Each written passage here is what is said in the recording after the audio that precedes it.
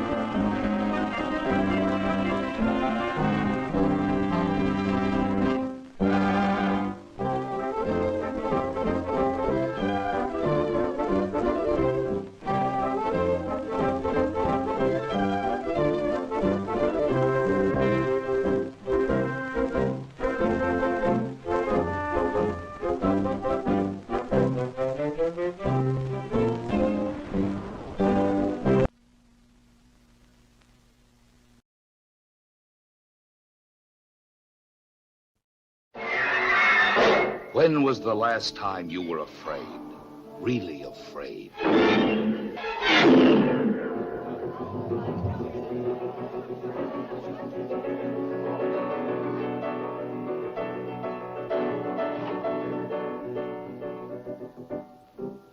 Mephisto waltz. The devil dancing with his paramours.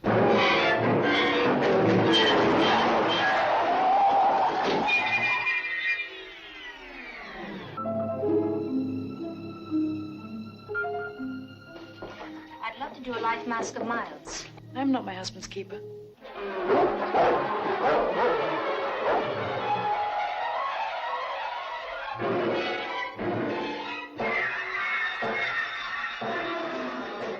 The Mephisto Waltz, a story of inner fear and ritual terror, and the ultimate transplant, the human soul.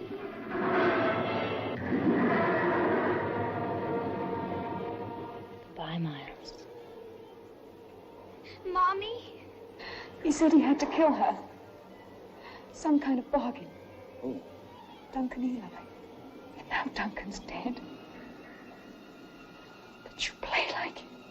How did his brain get into your fingers? Paula, you're living in a nightmare. People who pray to the devil. Paula. Is it possible? Who are these people of the occult? What is their incredible power over others? How long does it take them to drive a woman out of her mind? The terrifying answers come each time you hear the Mephisto Waltz, the sound of terror. You killed Bill. You killed Abby. Now you want to kill me.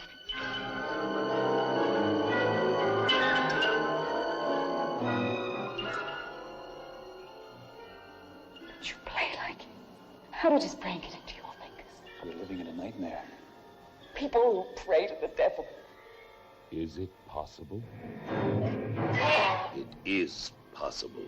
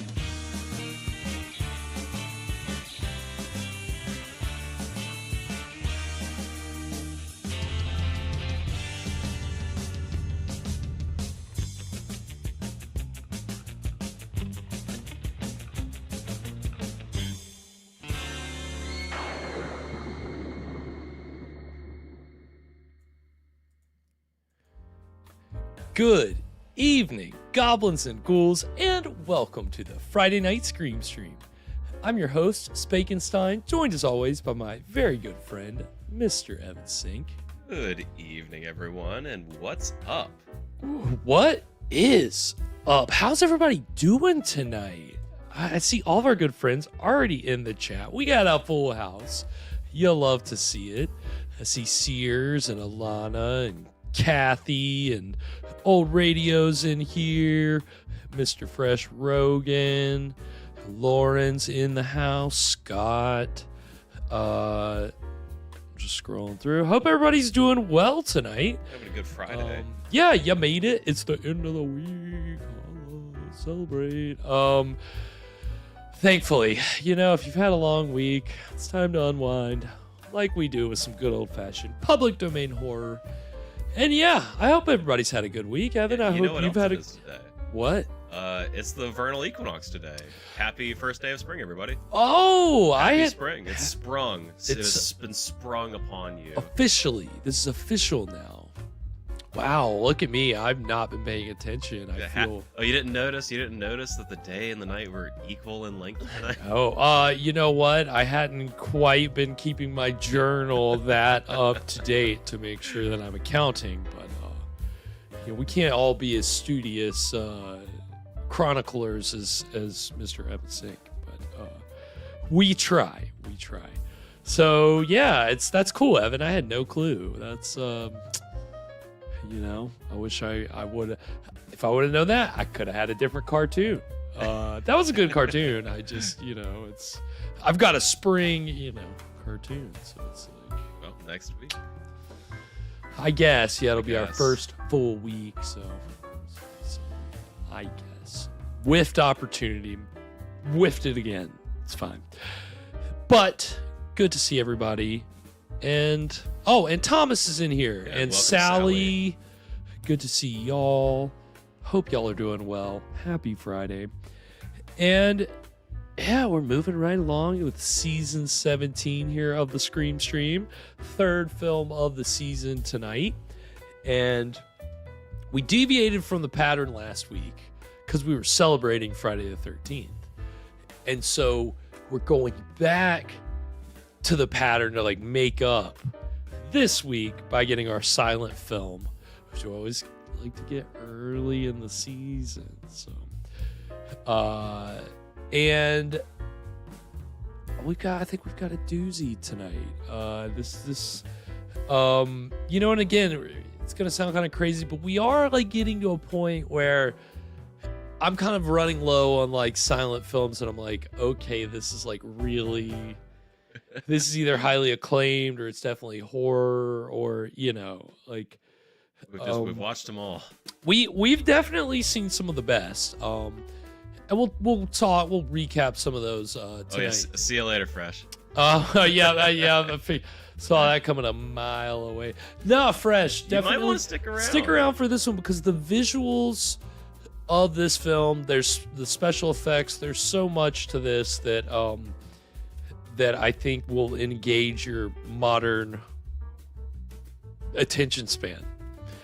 To not single you out, because mine's kind of the same way. You guys, again, those silent movies are not always everybody's cup of tea. But when the visuals are there, it's good when you're just kicking back and you just have something that's kind of like the story is being told by images that are just taking you away. That is the beauty of silent film, is that especially if the story can just be told with images that are just striking and it's telling the story without you having to really hear any words. There's power to that. So I'm looking forward to it. The film is Faust from 1926. And this is based on the German legend. And this is, kind of very famous in originating that whole idea of popularizing that idea of making a deal with the devil, and the kind of tangled web that weaves. So it should be fun. Why it may not be a good idea. Yeah. Did you ever think about why maybe? No, but this is one of the most famous ones, and it's directed by F.W. Murnau, who directed Nosferatu, which I know was playing at TDR's drive-in last weekend. And this comes 4 years after Nosferatu. Nosferatu was 1922. This is 1926. And it was Murnau's final German film before he moved to the United States. Made a couple movies in the United States before his death, but this is held up as a classic example of German expressionist film, and we've had a good number of those. Of course, Nosferatu's German expressionist, but as is Caligari, arguably the most famous German expressionist. Right, the movie about that somnambulist. Right. You mean that cursed movie about that somnambulist, lest we forget. Yes, we're in that same great tradition, and it's just going to be a lot of fun. It's a classic story told by really a talented filmmaker, and again, we're going to see there's a lot of like visual effects, trickery, a lot of stuff that you wouldn't expect for this time. So I think Yeah, I've been looking to watch some more Murnau after doing a little Tubi digging. Yeah, you gotta love there's Tubi. there's some Murnau on there. And you saw the Haunted Castle. Yeah, I watched the Haunted Castle, which was I think that was pre Nosferatu, Mhm. one of the earlier ones.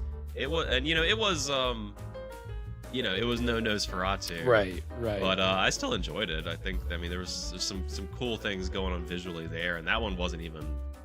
It was really more of a mystery than like a Than a straight horror film. Okay. Yeah. I've seen that pop up on Tubi, but I've never actually. I mean, in the image that they have for it looks really cool. Yeah, all of the movie posters for Murnau films, they're all crazy. They look awesome. Like everybody, go look them up. Look up the movie poster for Haunted Castle, Nosferatu. I mean, Presumably Faust. Yeah, I was gonna say even Faust has a lot of great ones because, and we'll talk about this later, but this film was released all over the globe, and so there are different versions. There's different poster art. There's a lot of and it befits the legend of Faust, and we'll get into why. And that's the thing. I didn't really know too much about Faust outside the idea of person who does a deal with the devil. I didn't really know much outside that, so I dug a little bit. I didn't dig deep, but I dug a little bit, and obviously we're gonna get the story here. So I'll try to kind of get into the origins of it and how it was adapted over time and how we got to this particular version that we're gonna get tonight. But speaking of adapting and dare I say mixing or remixing, I think that's the perfect segue into our perennial segment here on the show, where of course our very good friend Mr. Evan Sink pairs a delicious cocktail with the evening's film and a little segment which he calls What were you drinking? And what are we going to be drinking tonight, Evan? So for this week's drink, I really wanted something fiendish, something devilish, and maybe this is just like the first stirrings of summer waking up in my brain, but I was not afraid to kind of push it this week. So what we have here, this week's drink, I'm calling it the Mephistopheles, which is of course the devil guy from Faust. Right. And it's like a spiced whiskey maple sour with some added cherry, some added citrus. If you dare, I'll say, to make your own Mephistopheles, you'll need whiskey, pure maple syrup, lemon juice, blue curacao, a pinch of cinnamon, a pinch of chili powder, and a splash of red Mountain Dew. So there's a couple things, and I don't know if this is gonna be good. Oh. It might not be. This might be a cautionary tale, like so many deals with the devil. On theme. Right. But I wanted to go for something a little different. All right. And I was inspired by not just the idea of these trying to do like a spiced cocktail, which is, can be kind of hit or miss. But also I was inspired by a drink that I had a few months back. I went to a live event, and so Garrett, do you, other than do you do live stuff? Go to live stuff much? No, not much. That's something I'd like to do more of, but no, not often. Yeah. So I was over at local-ish venue, the Tanger Center. I went to see the 20-Sided Tavern, which is Whoa. You haven't heard of that? It's No. It's a Dungeons and Dragons themed live stage, like kind of comedy stage show, which was a lot of fun. But what I really, of course, what I really remembered about that night out was that they had they were serving a themed cocktail for the night, because I saw that and I was like, hey, I do that. and theirs it was something like vodka, cranberry juice, blue curacao, and Sprite, I think. Ooh, You know, it was fine. But Right. what I liked was that, having the red and the blue together actually did turn it kind of purple, kind of Right. dark. And I'm really hoping that that's what we get with this tonight, because sometimes I've tried to do some color things before, and sometimes they don't work like how you'd expect. Right. But both of these, I'm pretty sure this is just like food coloring in both of these. Yeah. We've got good old red 40. So Hell hopefully yeah. this is gonna work. I think so. Welcome, Sweet Feet. Hope you're doing well tonight. Good to see you in the chat. Yeah, it's you gotta love a good color combination where you can get some kind of wild mix of things. I think we're cooking over here. Okay. I think we're kind of mixed to taste over here. Oh, Maybe just hell a yeah. little darker for the camera. A little splash. Getting it served up. All right. And yeah, Alana, I'm with you. I think it is some kind of he's put some kind of hex on this recipe. I think maybe there is something. Maybe a cursed If I do cocktail. end up changing and I'm not aware of it, please flag me down during the show. We'll see. All right. Oh, So wow. it's looking pretty, I like the looking pretty dark here. I and like the it. color of this. Yeah. It's very I wanted something devilish. it's like blue, but it's green, but it's deep, and Yeah. it's just it's underworldly, dare I say. Yeah, you can kind of smell the spices. We might. Smells. I'm curious. We'll see how it is. This Yeah. is the Mephistopheles, everybody. Happy spring. Happy Faust. Cheers. Happy Faust.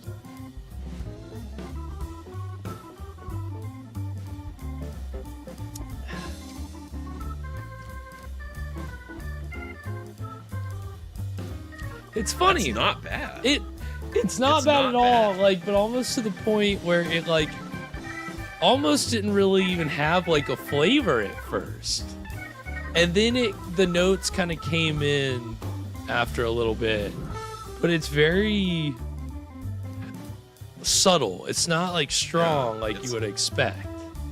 It's better than I was expecting it to be. So I'm pleasantly surprised. We might have inadvertently made a deal with the devil just now. Might have, because this is a dangerous party juice. That's what this reminds me of. Only the devil would conjure up something that tastes this good and this it's not that's the thing. It's not super alcoholic, or it doesn't taste like. I'm definitely getting the Sorry. fresh lemon. The That's lemon good. really comes through. The lemon and the whiskey go pretty well together, and I was a little iffy on throwing Mountain Dew, kind of like a hat on a hat, but I don't think it's too much. No. And I get the cinnamon. I'm not getting a little bit of the chili. I'm getting the chili in Okay. a very kind of mild, just kind of general feeling in on my tongue and my mouth and kind of on my lips now. Just it's almost like a coolness, but I can feel kind of Yeah. No, I you it. feel that now? the Yeah. chili. Isn't that the beauty of the cocktails that Evan has brought us here on the show? These are my favorite ones, are the ones that the ingredients kind of come in waves, and whether it's the taste or even the again in this case feeling the it's not a burn, but you can kind of feel the effect of Little that ingredient. tingle. You feel the Little tingle tingle from that on your tongue. ingredient, and you're like, hell yeah, that's the whole point, So well done. I think you did you, do a deal thank with you. the devil. Evan. I think I might have. I think this one worked surprisingly well. So I'm gonna be enjoying this with Faust tonight.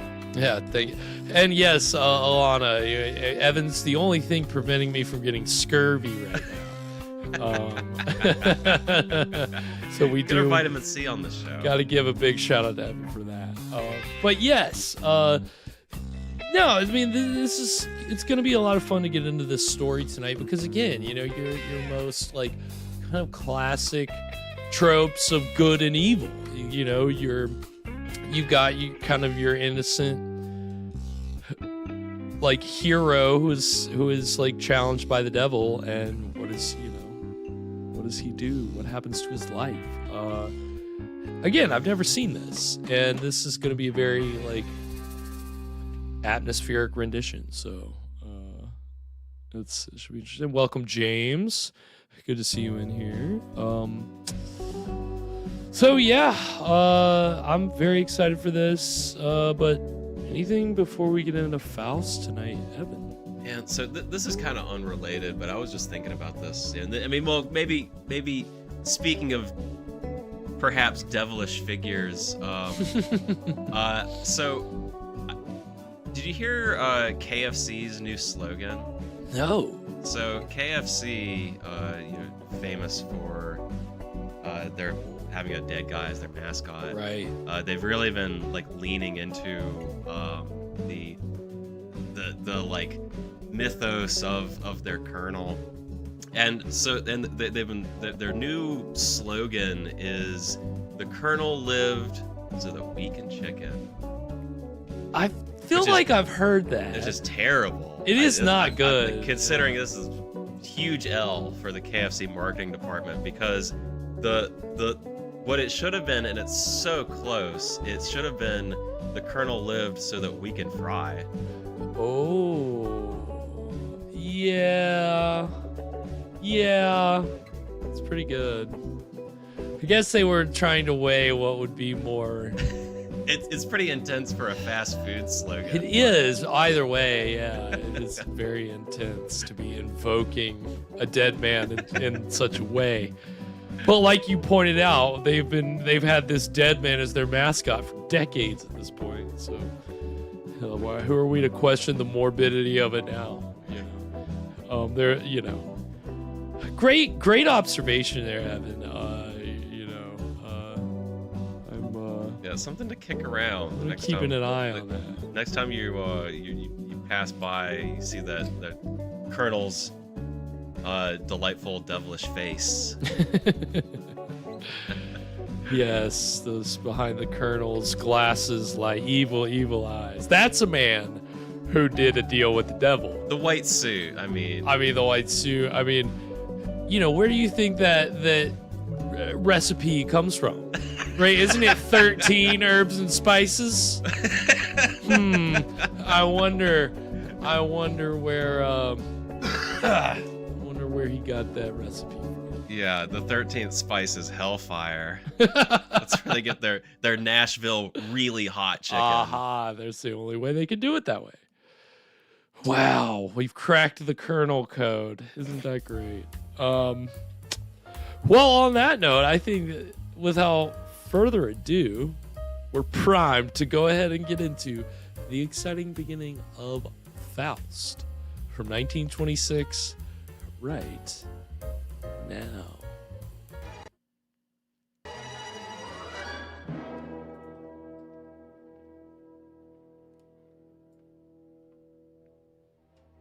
And we do have subtitles.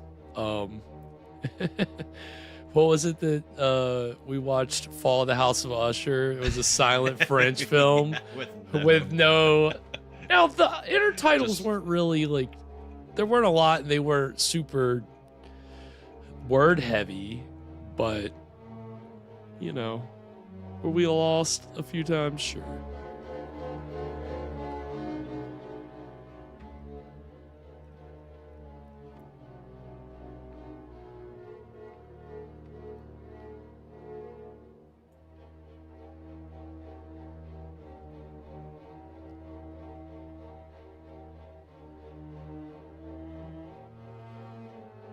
Oh, Fresh, are you gonna steal the OG recipe?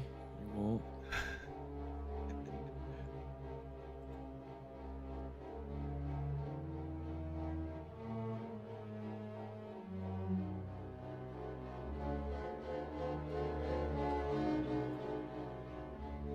Whoa. Hey now. Cool. Let's ride. Whoa, there's like fire. This is awesome.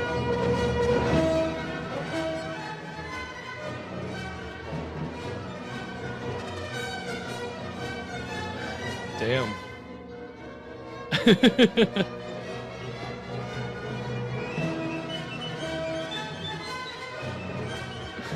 Nice.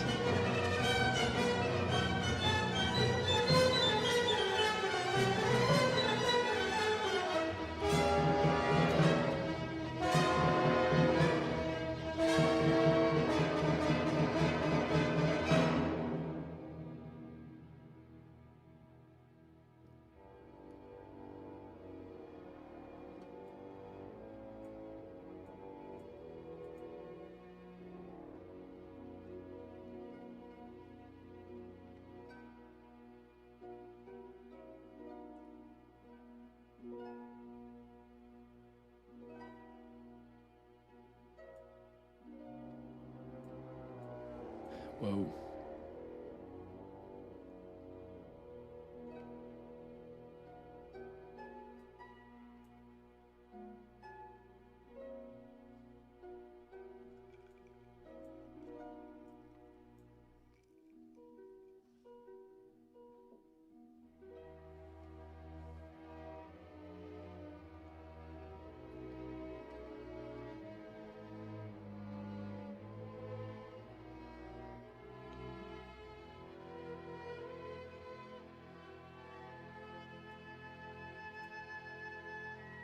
Whoa. Peace out.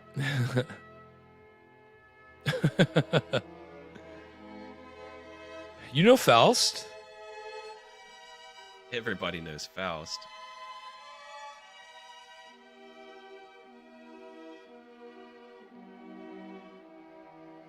Base metal into gold.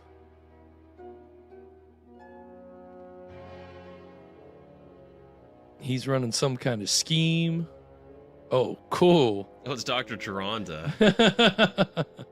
He's making gold in that very dirty looking what is that? I don't know what that is.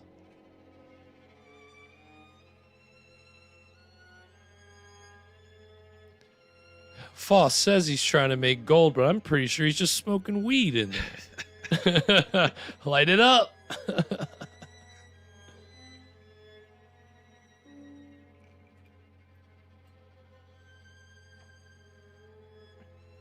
Whoa. I guess now's probably a bad time to give a warning to anybody with any kind of photosensitivity to flashing lights, because Yeah, quick, cover your eyes. they've been doing a lot of flashing lights, like in everything we've seen up to this point. I love it. His eyes are so like shiny. Yeah.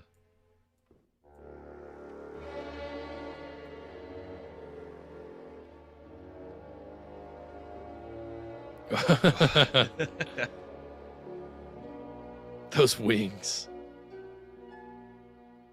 I love this. It's like David Bowie versus Uncle Fester.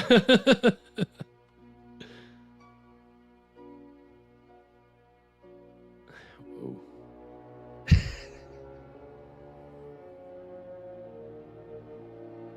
The bet is on. Whoa. Oh, cool.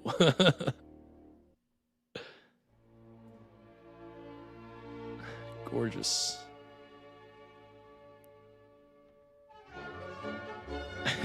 Hell yeah. It's a party. Party in town.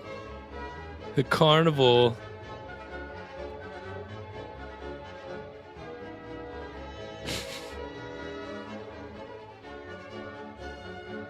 Oh, cool. What is that just like, oh, it's funny looking.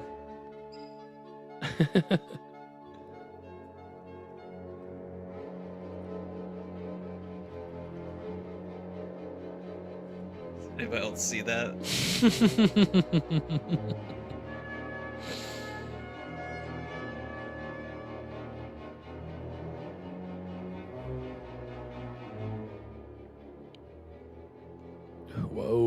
shit.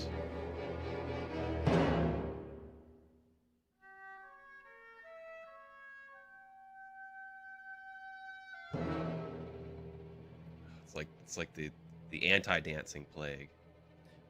The plague, the plague. The footloose plague. Scott, exactly. That's exactly what Disney. Where they got that imagery for their night on Bald Mountain.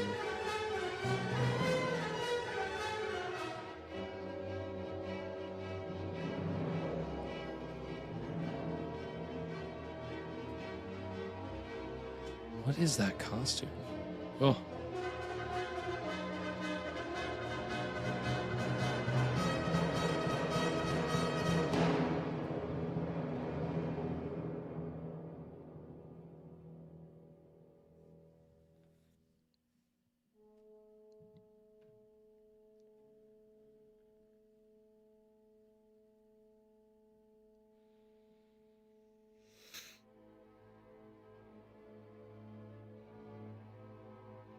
He's still just hanging out. Oh, that's a cool shot. Yeah.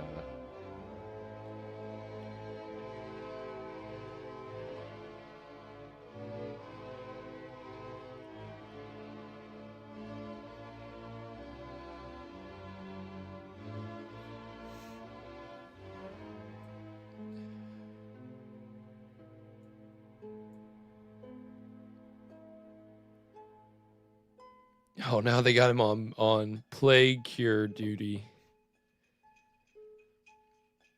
We need you to turn this plague into gold. This is it. This is what I've been looking. This is what I've been missing the whole time.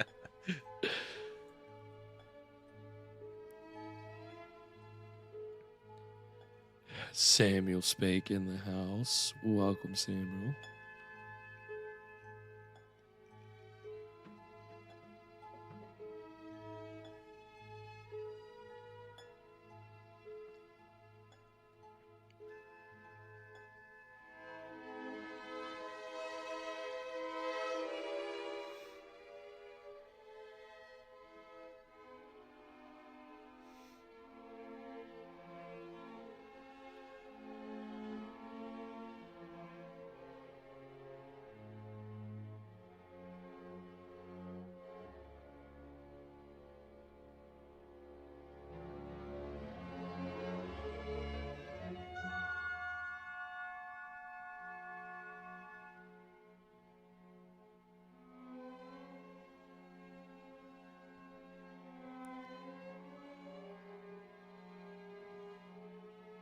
Yeah, the imagery is I mean, between the lighting and the set design, costumes.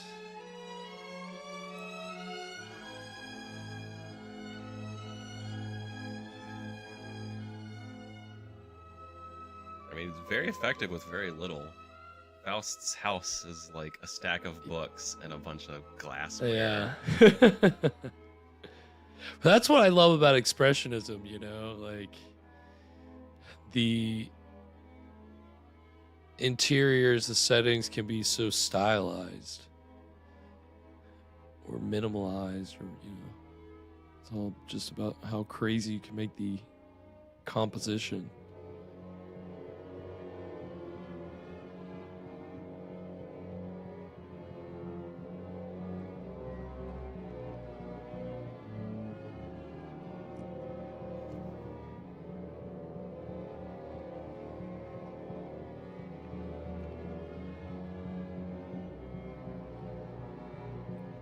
You're my first guinea pig.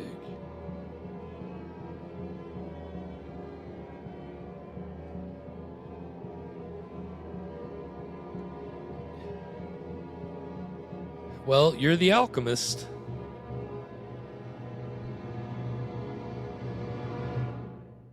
Drink this lead.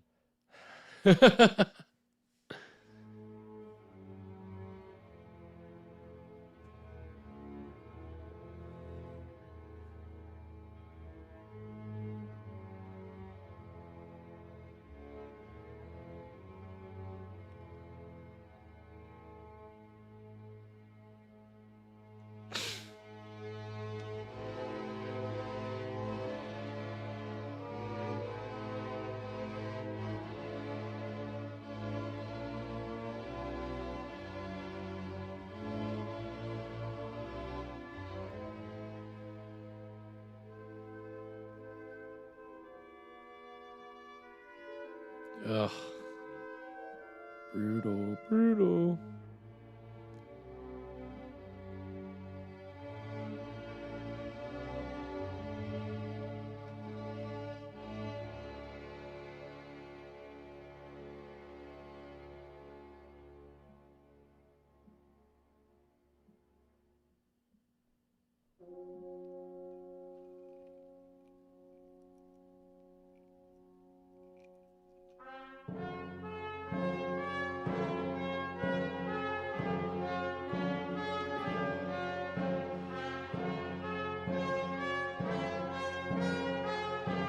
I was gonna ask what this guy's peddling, but I guess that was his figure.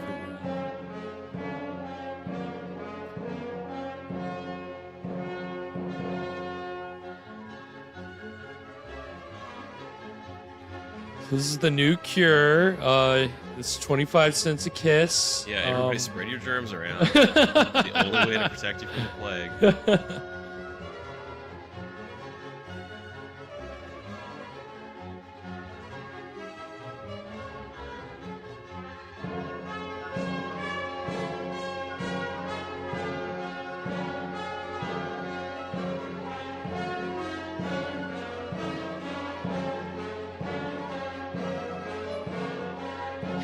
Are they?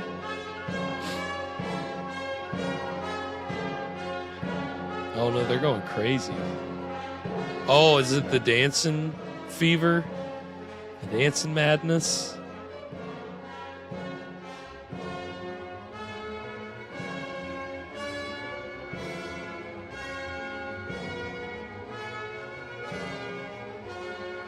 God says no dancing.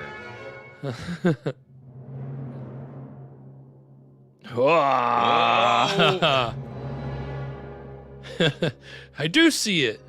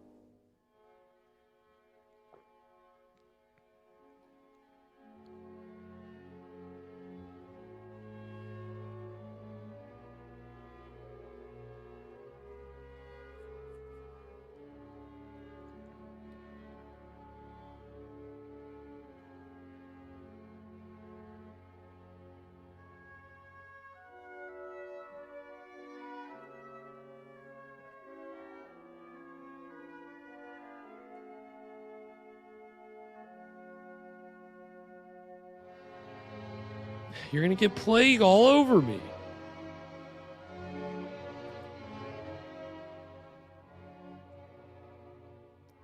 What do they think he can do?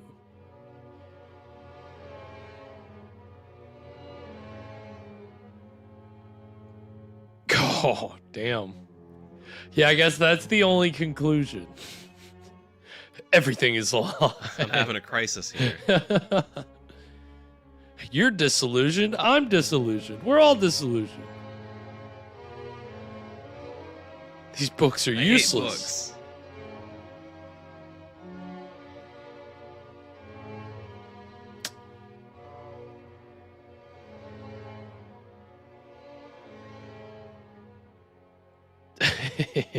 Fresh.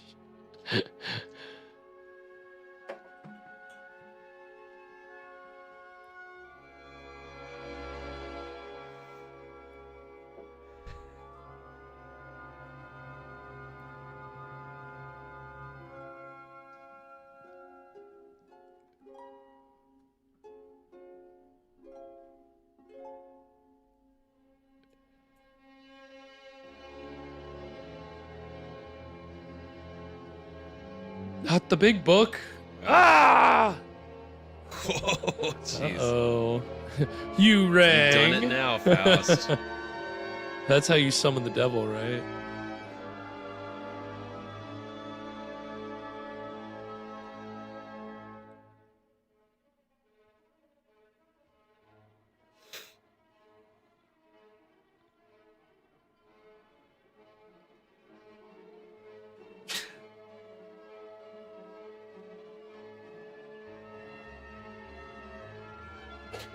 Bless you.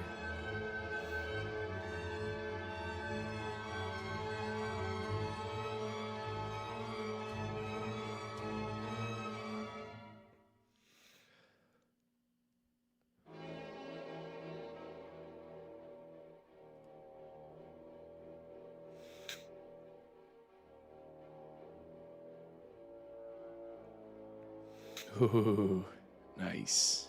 Where else do you find the devil but at the crossroads? A really creepy looking crossroads. Moonlit. Yeah, spooky. Nice.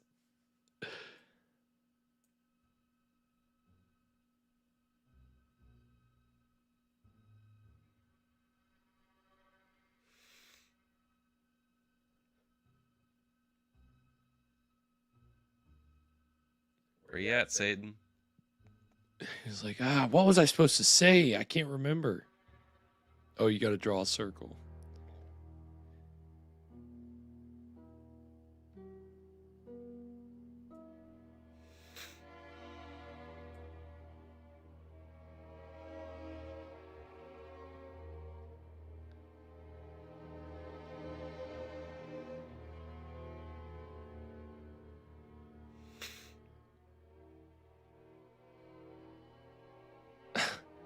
Was he gonna spin around while he says it?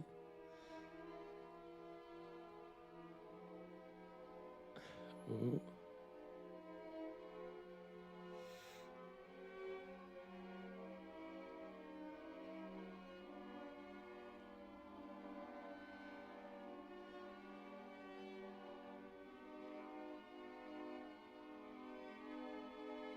Oh. Oh. Forget alchemy. I should have been doing this the whole time.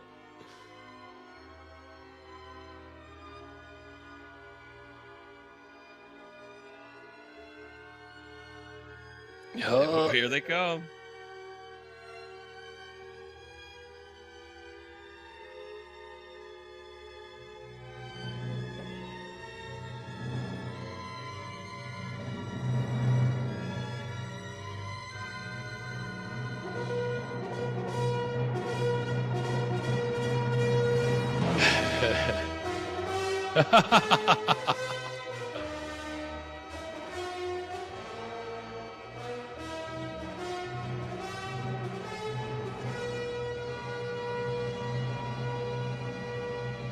What's up? You rang.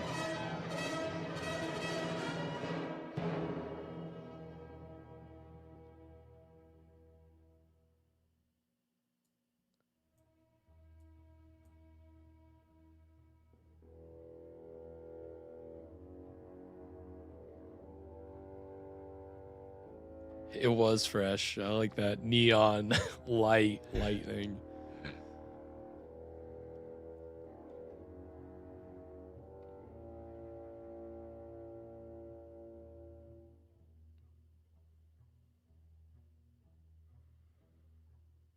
What is he doing to make the eyes glow like that? You get cold feet. You didn't think this was gonna work? He's everywhere. You're everywhere. Ah! Go away.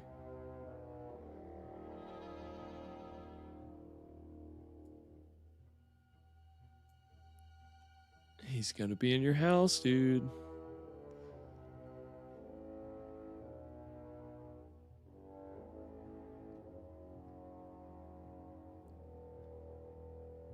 Oh, okay, Scott.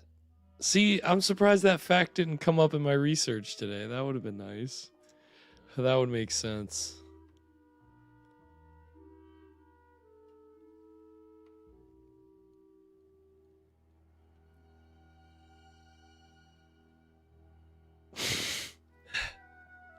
It's me. Mephisto looks a bit more homely than I was expecting. They told me the devil was attractive.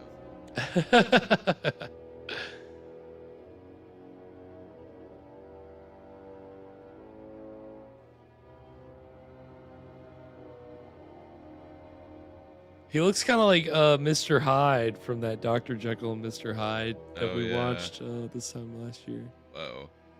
Ooh. Oh, hell yeah.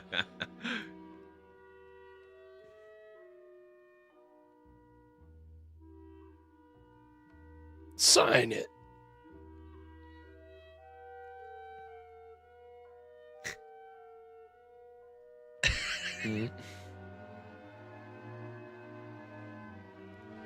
Begone, Satan.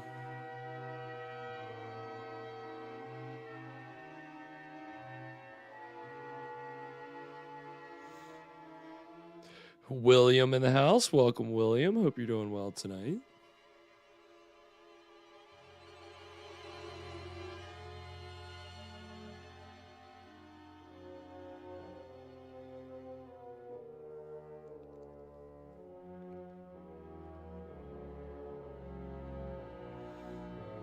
That's right, Scott. These souls are priced to move.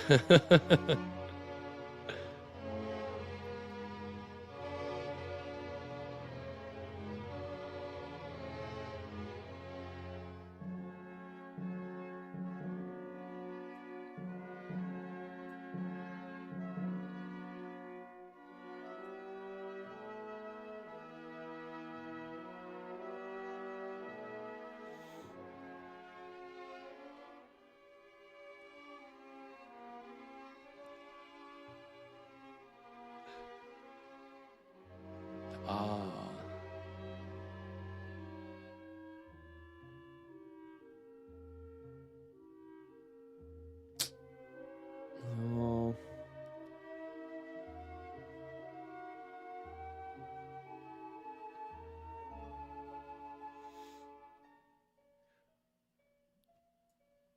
Tough choice, Faust.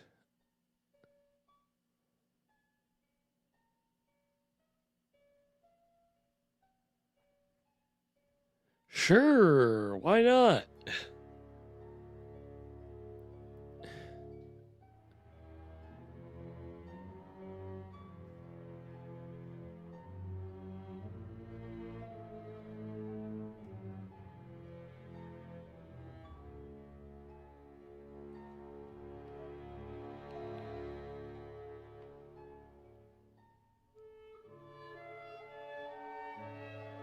A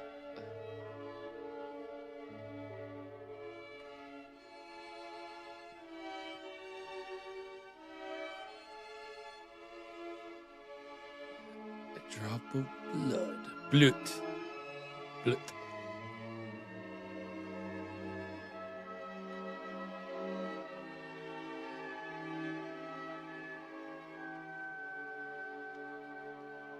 He could have just got it out of the tip of my finger, guy.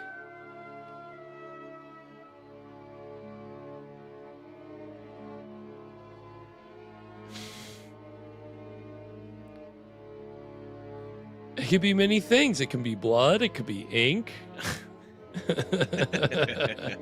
It could be blood. You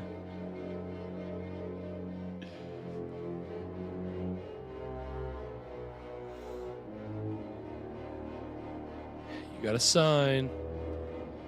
Haha, funny you mentioned that, Alana. We'll maybe sing a trailer for that later.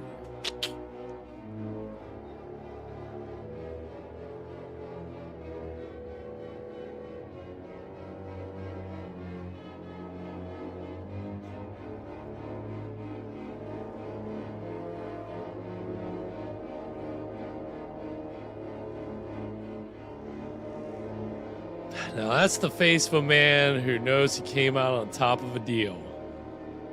Part of the deal. Yes, you can see that same scowl. All right, now he's turning it back the other way.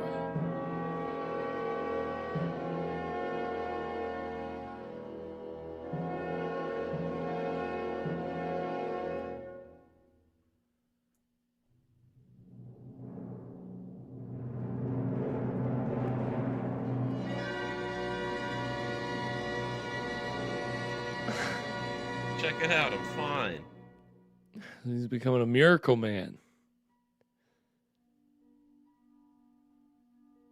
He's, uh-oh. I don't know if this is really what I had in mind.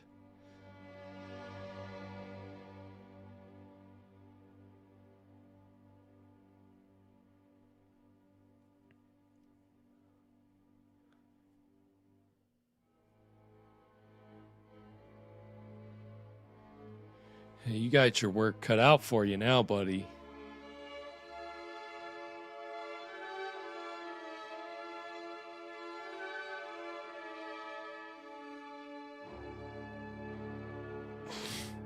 No, I can't do it. Oh, I'm out. I'm out of the office at the moment.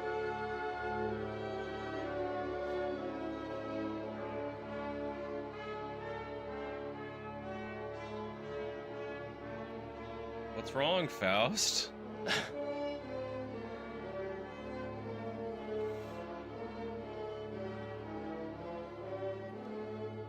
Yeah, actually, that's not gonna work for me. I need you to get rid of that cross.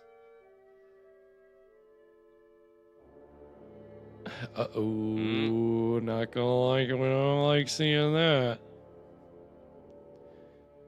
That can't be good. Which? Yeah, wow, it didn't take him long to get there, did it? Quick, kill him! Burn him!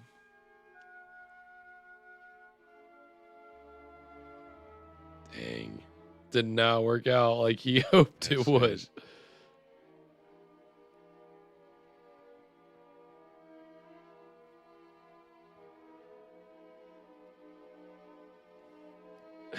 Let's get him. Uh-oh.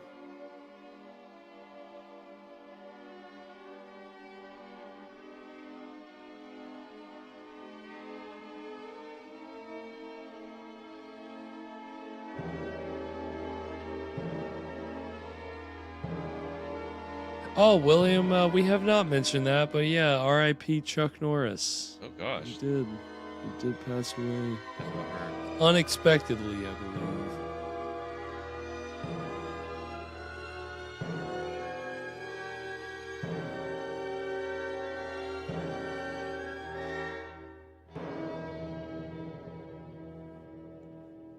You tried to cheat me? We had a deal. So your trial's not over yet.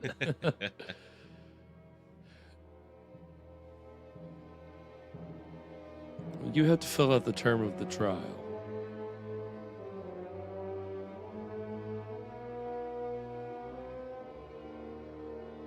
Mm.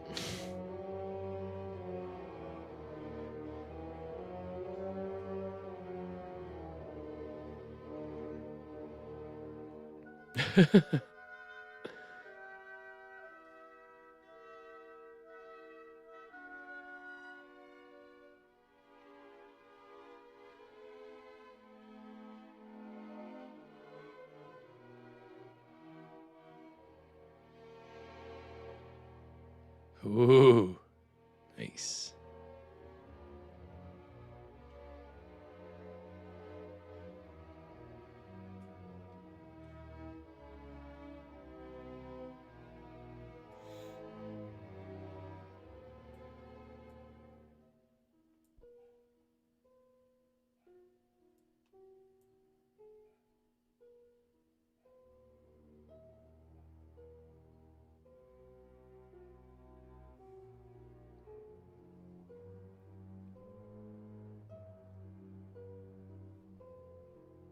Now that everybody hates you, you can really live it up.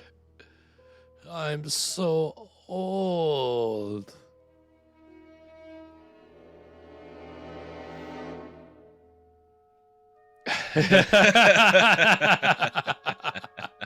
That's a great little effect. That's not even an effect. That's just editing, and but it's very effective.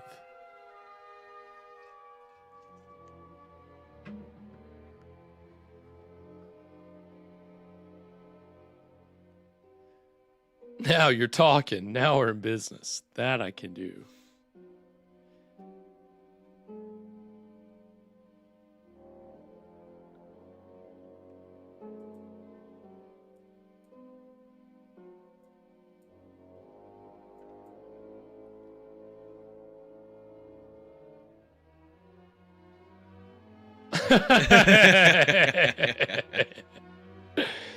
Nice.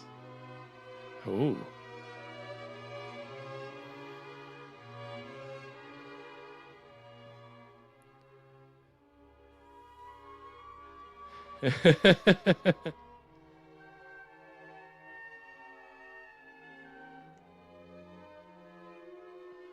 God, that's terrifying. That's some David Lynch shit right there.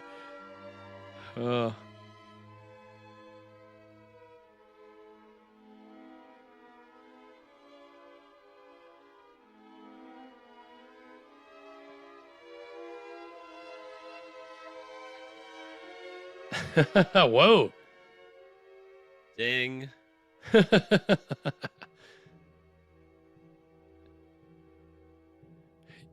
Your mind, sucker. And that is gonna take us to our first break. Well, we're a third of the way through Faust. What are we thinking so far, Evan? This rules. I almost hate to stop watching. Right? Isn't it? But isn't it funny that we're already a third of the way through, but it feels like we're just getting into the meat of the story, right? But yeah, I mean, in general, I mean, what are your impressions, or what's standing out to you? I love how energetic it is. It's like it's moving. It's not like languishing at all. Not to say that Murnau's other films do, but I feel like Nosferatu is definitely like a slower burn for sure than this is. Absolutely. I mean, there's just so much going. The effects are really cool. Yeah. Love the set design, the lighting. Yeah, it's all coming together perfectly in a way and I mean, again, down to the details of that in a wide, very long shot, we can see this evil character's eyes glowing. And you can tell it's not something that they did it's not an effect that they did after the fact of the film. It looks like something that they did practically on set in the moment. And you can tell they're doing a lot of that, but they are mixing just in with superimpositions and just some clever editing tricks, like we saw in the one thing with Mephistopheles just popping up right behind Faust. I mean, that kind of stuff is cool.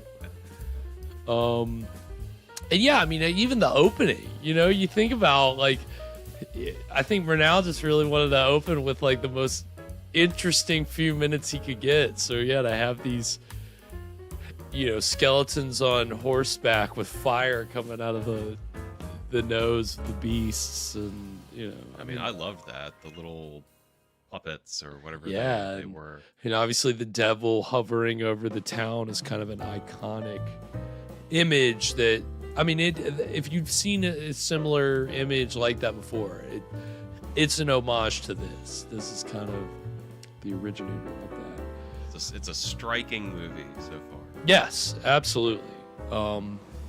So I hope everybody's enjoying it. I think there is, William. I think there is some kind of Criterion release. There's gotta be. But again, in watching this movie, I was like, all right, I don't know much about the Legend of Faust. Yeah, same. Yeah, and I was like, I want to dig into that a little bit and give you that information. And so it's kind of interesting because what I didn't know, and what, again, I've talked about it as a German legend and, a German folktale, but there seems to be some relation to an actual historical figure named Johann George Faust, who he lived from about 1480 to 1540, so about 60 years. He was a German alchemist who, he was also known as like an astrologer, a physician, a magician, but he was also kind of had a reputation as like a trickster, maybe like a fraud and a heretic. Okay. And he, he kind of like took credit for things based on like his powers. His powers willed this stuff to happen, this battle or this thing or that thing. And so he got a lot of enemies talking a big game, it seems like. And apparently like he flew or claimed to have flown or was trying to fly and couldn't fly, and so there's a lot of weird kind of alchemist stuff. But apparently he died in an alchemical explosion. Jeez. And his body was found grievously mutilated, and apparently his enemies said that was proof that the devil had come to collect. And that was like kind of the genesis for this whole idea of this character, this like alchemist who's done this deal with the devil. It actually comes from the life of this man. But there's not like there's like proven accountings of his existence, but the details are kind of hard to verify because the legends really don't come too far after Faust the man. They're I guess about 50 years after the real Faust died, you got the first fictional book called Faust book spelled B-U-C-H, Faust book, I guess, right? Would you put a book on a book. Faust book? But it's by Johann Spies, and it got published and republished so many times that's how variations on the Faust story kind of started. Okay. And the first publishing of that was 1587, but the most famous version by Goethe doesn't come until like 250 years later. So you have, and Goethe's is the most famous, and that would be Johann Wolfgang von Goethe. He wrote the Faust play that kind of popularized the story. But that was the thing. I mean, he even grew up with an edited version of the Faust book. Like, he read it when he was a child. And so already by that time, it was a very well-known kind of legend that it had some basis in fact, but over hundreds of years had already kind of taken on kind of a larger-than-life story. But even the Faust book, like, introduced the basic ideas of, like, Faust conjuring the devil at the crossroads in the form of Mephistopheles. Like, all that comes from, like, the first, like, initial fictional accountings. That's crazy that, like, because I mean, how old was that even? Well, that was 1587. The very first edition of that was published. It's crazy that the idea of the devil at the crossroads you can trace it back that far. Right, and that's still a trope. That's nowadays. where that like devil, because even before that you had like doing a deal with the devil or selling your soul. There are even some like Greek versions of that kind of a story. But yeah, the crossroads and Mephistopheles as the kind of, again, not really necessarily the devil, more like an agent of the devil's agent, if you will. Yeah, devil's busy. Hey, he's got a city to he's got a schedule. He's full up. We're trying to book what we can. Devil's agent. So all that, again, the legend's very like far and wide, but you can trace kind of how you got to Goethe's play, which is actually, he wrote 2 Faust plays, but there's a part 1 and a part 2, but really like part 1 became part 1 after he wrote part 2, and he wrote part 2 like 30 years after part 1, and it actually died like before it could be published. Like he finished it, died, and then it was published. And I think that this film takes mostly from part 1 and then from the other legends to come up with the story. So, you know, again, there's So wait, do we know the ending already? Is he gonna die in an alchemical explosion? No. I think they get a little more kind of into the moral implications of with everything that he does. Can he be redeemed, or is he doomed to, you know, kind of burn? And so I think that's where and apparently the second play by Goethe really like delves into all the moral stuff inside of that, whereas the first part is kind of like builds up and then leaves it as a cliffhanger, and then the second part kind of gets more into like what the outcome is of him doing this deal and, you know, all this stuff. So it's interesting. But they're actually, apparently both of the plays are mostly in rhymed verse. Oh wow. So yeah, so which I don't know if I could really apparently they're not staged very often. But again, that's kind of the most famous play, and again, just off of that, there's been a lot of translations and further adaptations and reinterpretations, which kind of mix all these different versions of the story together, like what we're getting tonight. You know, obviously paintings and musical pieces, operas, mini operas, mini plays. Film is kind of different though. There's really not that many film adaptations of Faust. Definitely not many like faithful at it. This is like one of the few like truly faithful, and then a lot either kind of just take the basic concept and update it for the time and place, or just kind of take the themes and do something different. So this is what we're going to kind of get into with our breaks. And to start out with, we got kind of a mix of both of those. We've got an adaptation of a work that was about the real Faust, and then we've got more of a loose kind of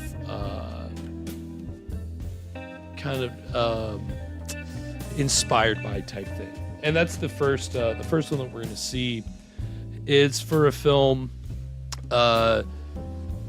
that's, I guess, one of the few Hollywood like films to kind of play with the story. And it's a 1941 film entitled The Devil and Daniel Webster, which is based on a story which is in turn inspired by the Faust legend. But it takes like a bunch of like figures from American history and puts like an American kind of spin on the story, and the devil tempts this man, and then he has to get Daniel Webster, who I guess was like an American lawyer of note at some time, to like defend him like against the devil. I don't know. And he has to face down all these like historical figures from American history. I'm not sure. It seems interesting. I haven't seen the movie, but it's funny because the movie is directed by a guy named William Dieterle, who was a famous director during the Hollywood days, but he actually got to start as an actor in Germany, and he's in tonight's film, playing a character we haven't seen yet. So he couldn't get away from the Faust story. You know, he had to take another crack at it. But it looks interesting. It looks a little expressionistic, they're playing with shadows and playing with things. And it's a Hollywood movie, so it's got a big budget and decent cast. And then the other trailer that we're going to see is for something a little more straightforward adaptation of, well, really actually kind of the life of Faust. And it's called Dr. Faustus. And it stars Richard Burton as the titular character. And it's got Elizabeth Taylor. Burton and Taylor. It's funny because it's based on a play by Christopher Marlowe called Dr. Faustus, which I think actually originated in like the 1600s or 1700s. So that's the thing. It took the Faust book as inspiration, but it kind of does its own thing as well.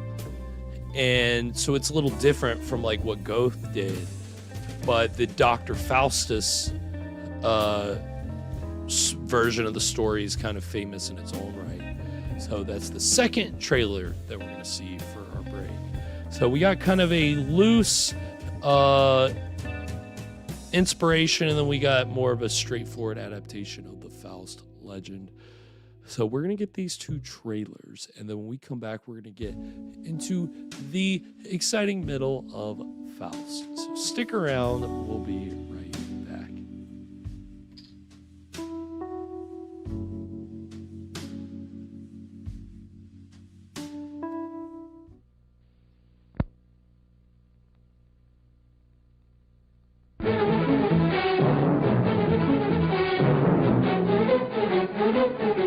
Mister, that sounds all right.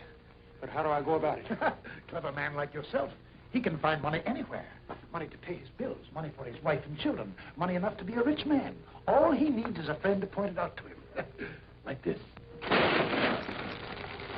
Thus begins one of the most enchanting yet stirring motion pictures of our time. A story so enthralling in its unique conception, so thoroughly gripping in its entirety, that mere words cannot describe it. Daniel! Daniel! Daniel! Daniel! Daniel! Daniel! Daniel!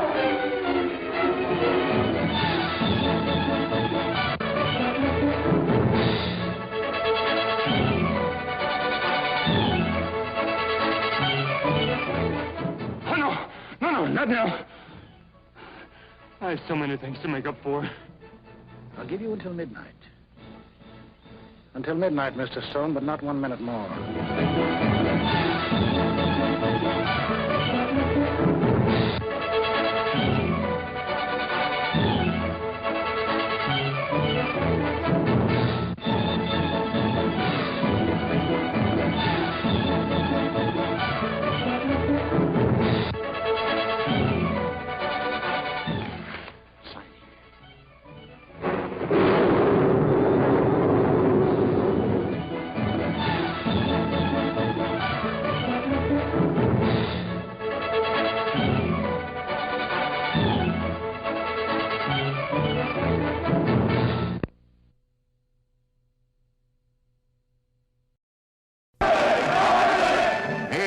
Faustus.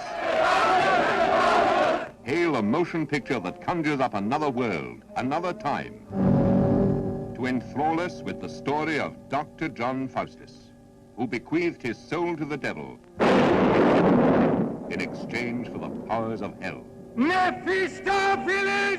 Mephistopheles! Richard Burton, universally acclaimed as one of the greatest actors of our time, gives us yet another brilliant portrayal as Faustus, whose friends were the devil's disciples. Now, Faustus, what wouldst thou have me do? Whose greatest enemy was himself. I charge thee, wait upon me whilst I live, and do whatever Faustus shall command. Be it to make the moon drop from a sphere or the ocean to overwhelm the world.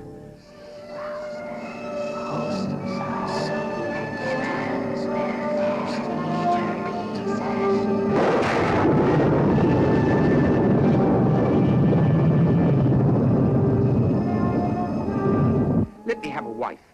The fairest maid in Germany, for I'm wanton and lascivious and cannot live without a wife. And Mephistopheles fetched him a wife in the devil's name. Richard Burton as Dr. Faustus, Elizabeth Taylor as the beautiful Helen of Troy. Was this the face that launched 1,000 ships and burned to the topless towers of Ilium? Burton, Taylor. Burton, Taylor. They come together in sin and temptation to reenact the story of Dr. Faustus. Run, Faustus, run! Whither shall I fly? To God. If unto God he cast me down to hell. The 7 deadly sins were his commandments. Hell! Pride, wrath, envy, lust.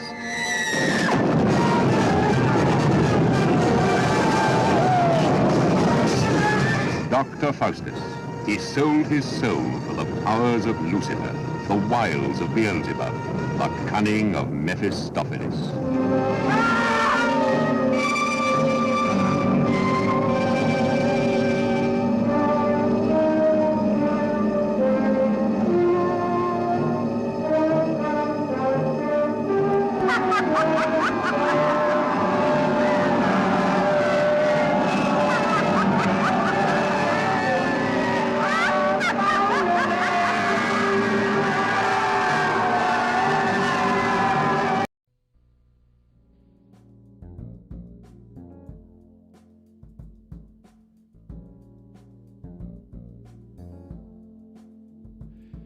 And we are back. So that was the trailers for The Devil and Daniel Webster and Dr. Faustus, which I did not know was co-directed by Richard Burton, which makes that even more ridiculous of a movie.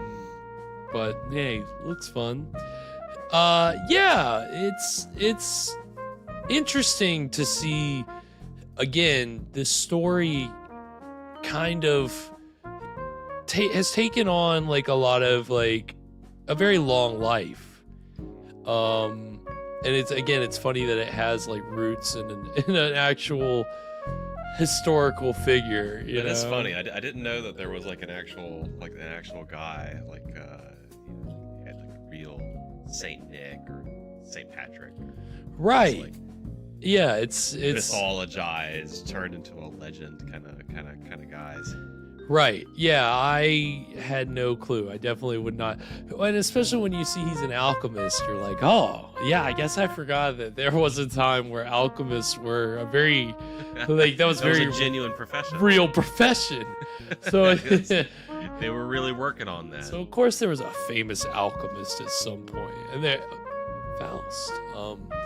And, you know, again, it's as a Germanic legend, it kind of, you know, you can see kind of why it would have such an interesting kind of like life through art, you know. And again, the fact that we're getting this German expressionist adaptation of the story, I mean, come on, you know, like it's a German folktale, and we're getting, you know, and this was the last German film that F.W. Murnau made before he moved to the United States. So like, and it was the most expensive film made in Germany at the time that I mentioned it, 2 million Reichmarks. Wow. And it was surpassed. No idea how much that is. But it well, sounds like a lot. It was surpassed the next year by Metropolis. Oh, okay. Same studio, so you can imagine.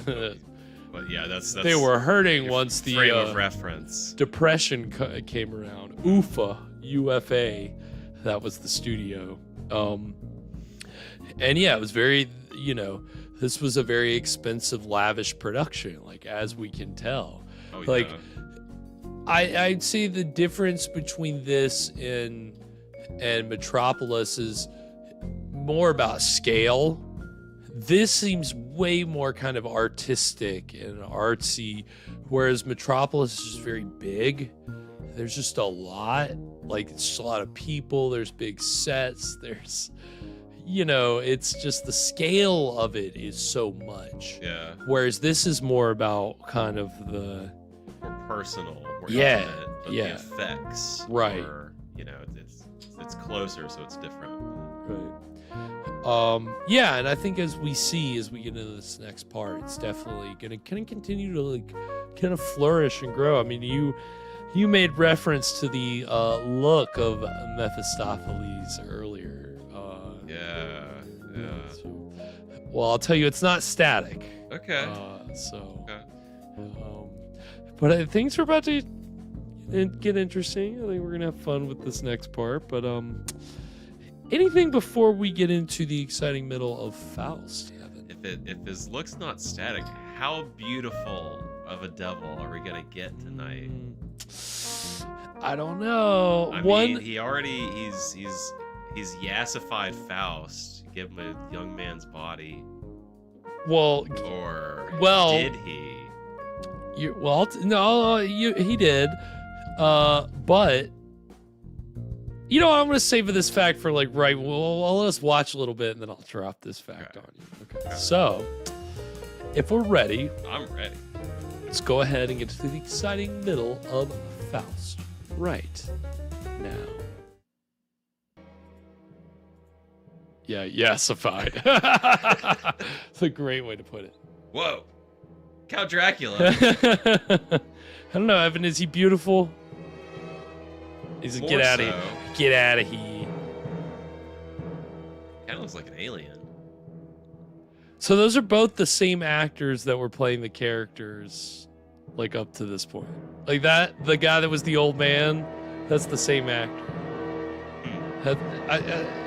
Pretty good old age makeup. Yeah. I think mild content warning here. I do believe this woman she's tastefully nude. Okay, tastefully, but I do believe she's nude. So,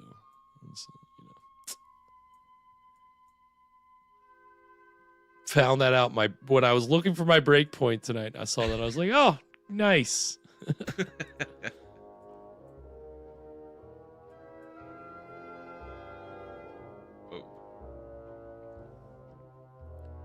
Hop on.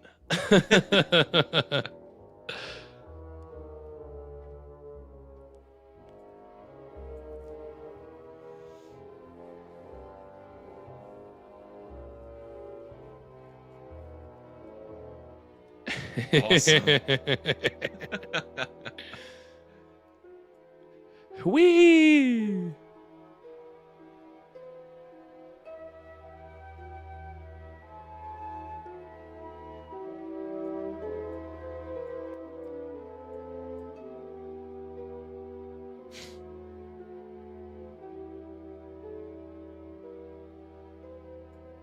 Murnau was actually a pilot in World War One. I didn't know this until today. He was in like 7 crashes, apparently. Jeez. Which, fortunately, is kind of some unfortunate foreshadowing for his ultimate demise. Yeah, well, you know what they say, any 7 you walk away from.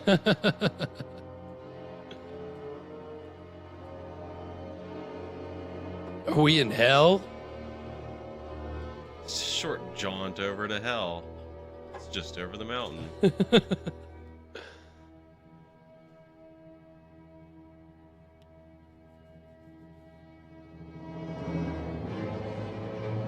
Whoa.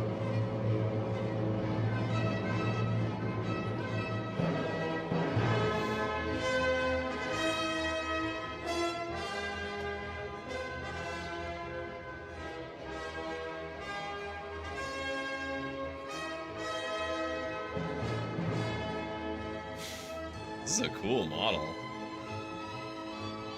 God, yeah, I guess this all is still a model. Jeez.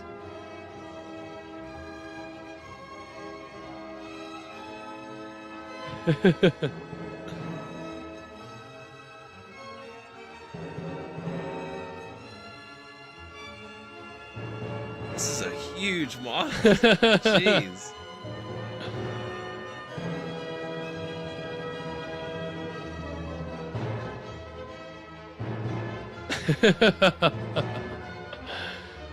Whee!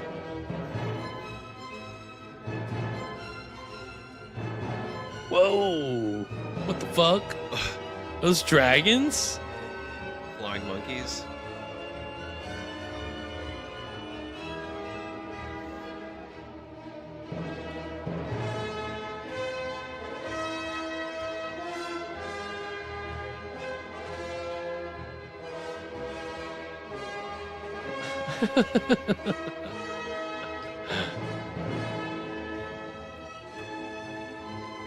Whoa. Whee! Just crashed in here. We're party crashing. Whoop whoop.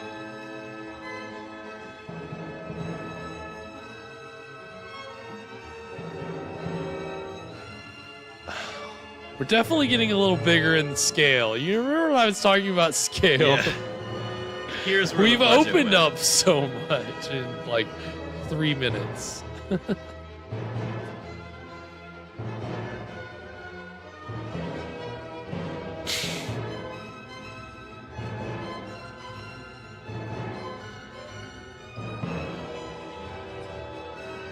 somebody invite the devil? Are those elephants? What? I don't think those are real elephants. Elephants.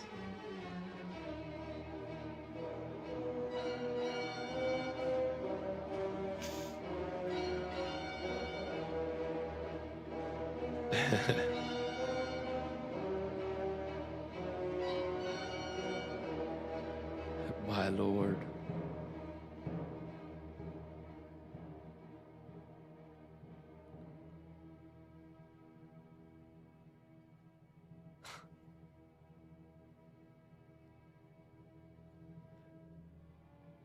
So it's funny, the actor playing Mephisto, Emil Jannings, and the woman right there playing the Duchess of Parma, that's actually his ex-wife. Huh. He'd been married like 5 years before this. Married and divorced. Is this turning into Aladdin? Kind of, you know, definitely getting like... It feels like we're in a... I wish you were free, Oh Mephistopheles. my god, what was that? This is Lord of the Rings. I give you this vial of light.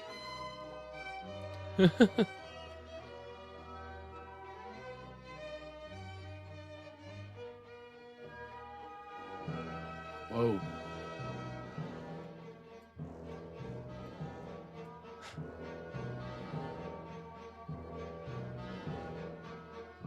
Uh-oh. He put everybody to sleep? Or, oh, it's the jewel was blinding them.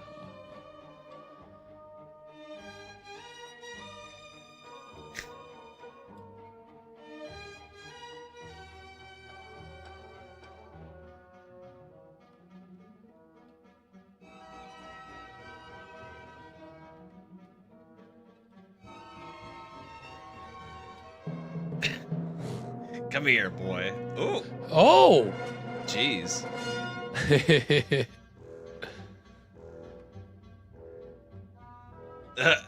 Nice. The eyes. Oh! Oh, Wow. cool.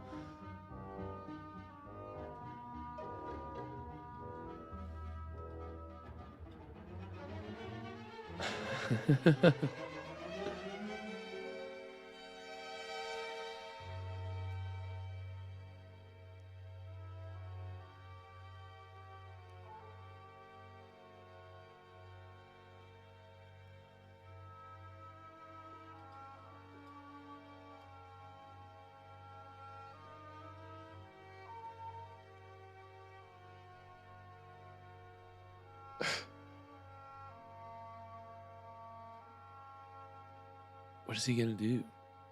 Pop out and scare him?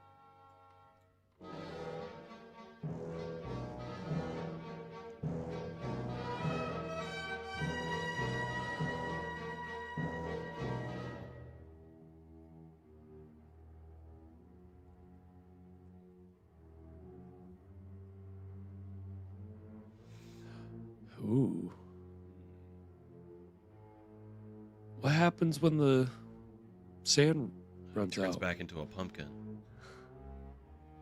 He turns back into an old man. His beard pops out.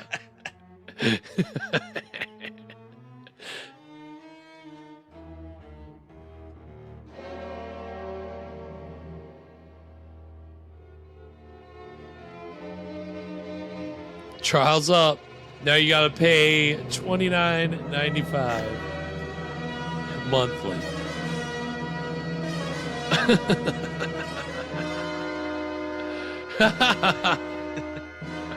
Here I come.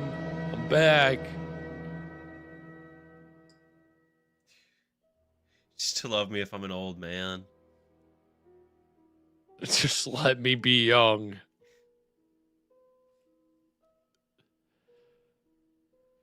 Now it's paywalled, yeah.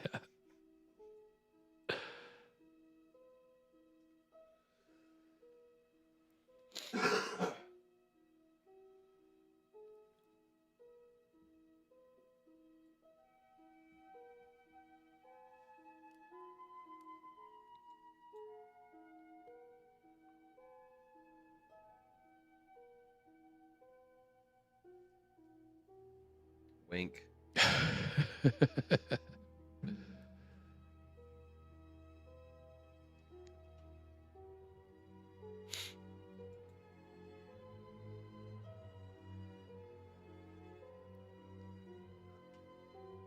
Where is he? I'm in hell. Just chilling in my personal hell. Ah! Yeah, I guess you're never really alone in your own personal hell.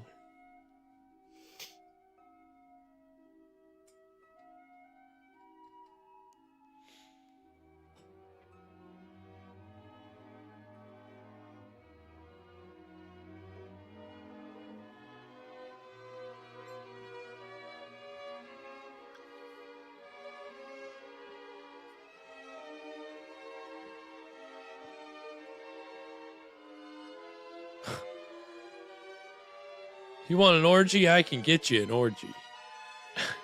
I got to do whatever you say. So, how about this orgy thing? I don't know. It seems like you're really pushing this orgy, Mephistopheles.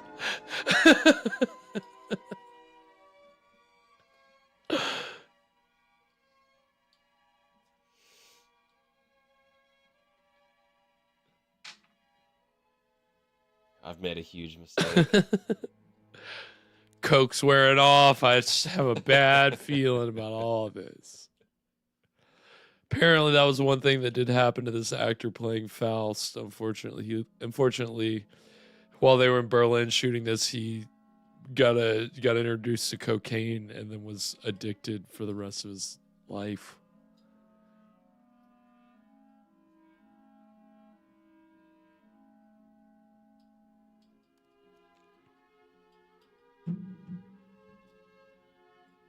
Yep, I'm done. Want to go home.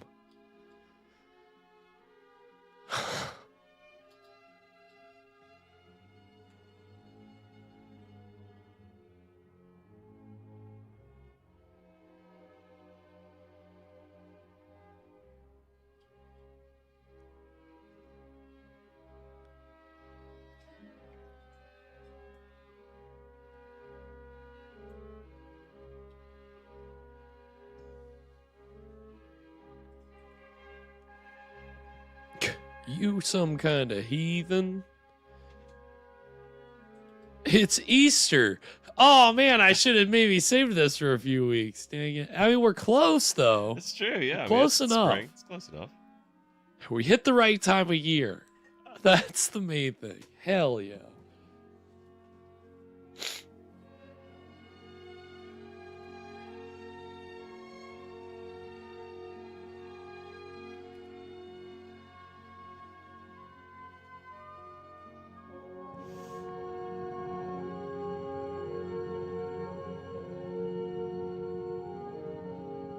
I always love the angles, these roofs, and that's the great thing about German Expressionists.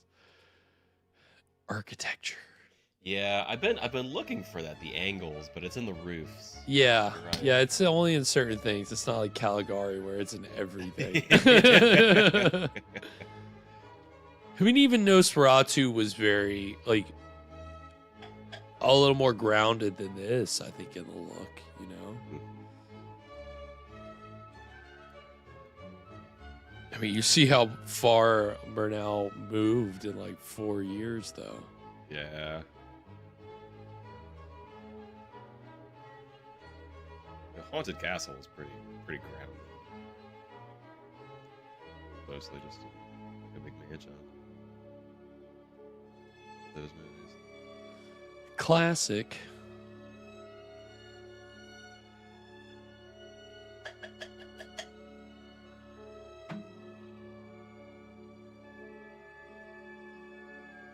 Oh, that's interesting, Scott. Yeah, there was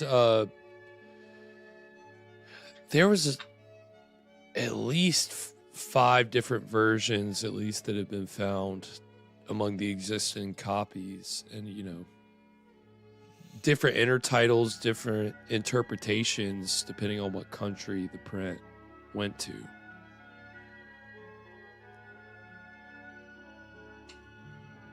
Yes, old radios. We watched Haxon a few Octobers ago at this point, and we showed it last weekend on our Scream Theater horror movie presentation.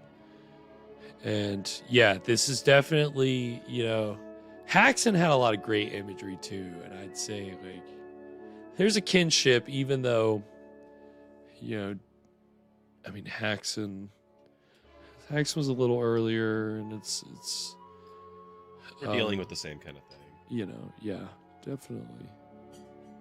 I like the way sometimes his cane or sword or whatever it is, it'll like stick to his cape or whatever he's wearing. It makes it almost look like a little tail. I was gonna say it looks like a tail. Yeah. It's pretty cool.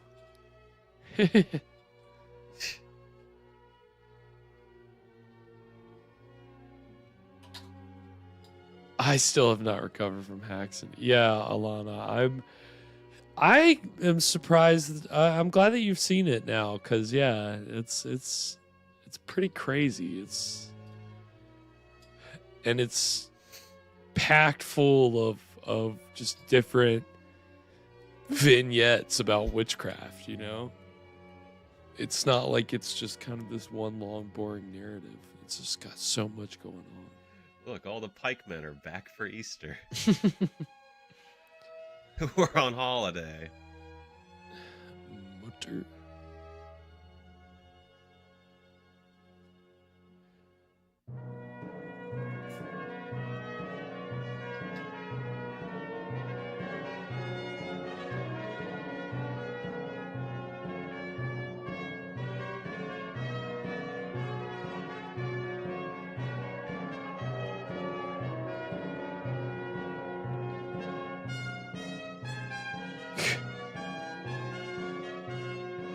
Oh, no, can't do it.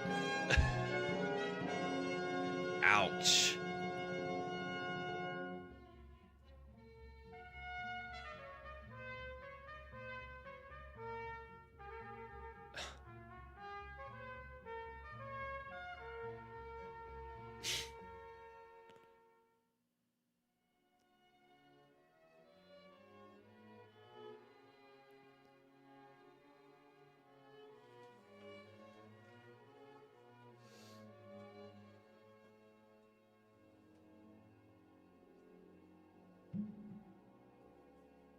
All right, where's he gonna pop out from? Blah. It has been one of my favorite things.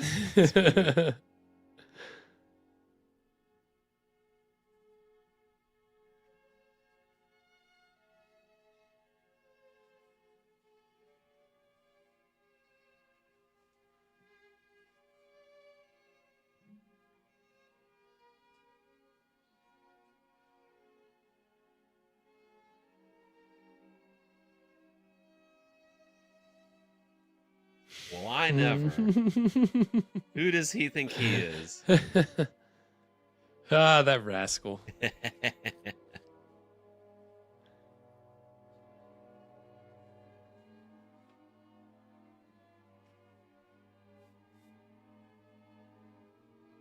He's chasing this woman down.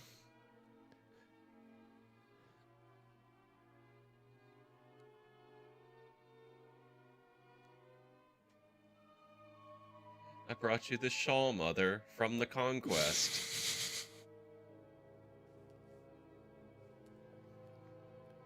I got it from Army, Mother. Definitely a mama's boy.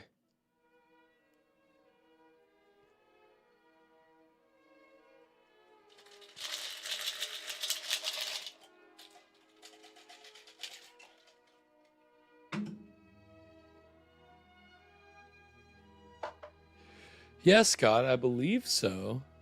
I believe that the Mephistopheles, I believe it's Emil Jannings and all those parts. Okay, so Valentin, yeah, this is William Dieterle who directed Devil and Daniel Webster, and then yeah, he was like a big Hollywood director.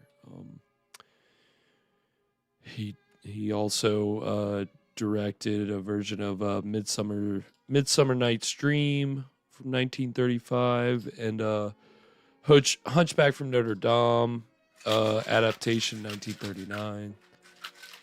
So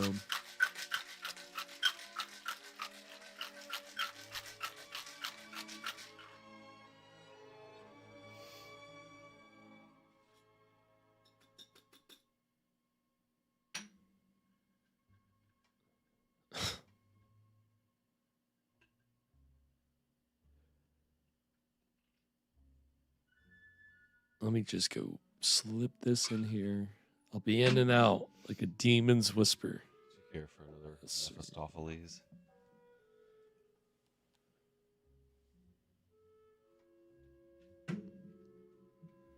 Mephistopheles. Let's. Nice.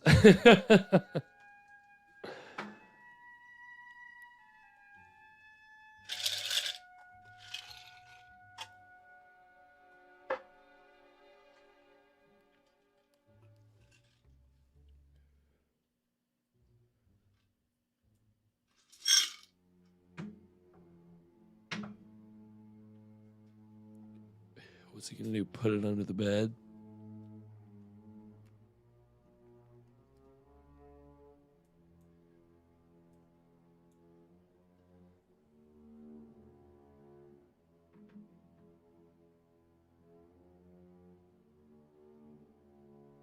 Yeah, Sears, he does kind of look like Divine. That's who it is.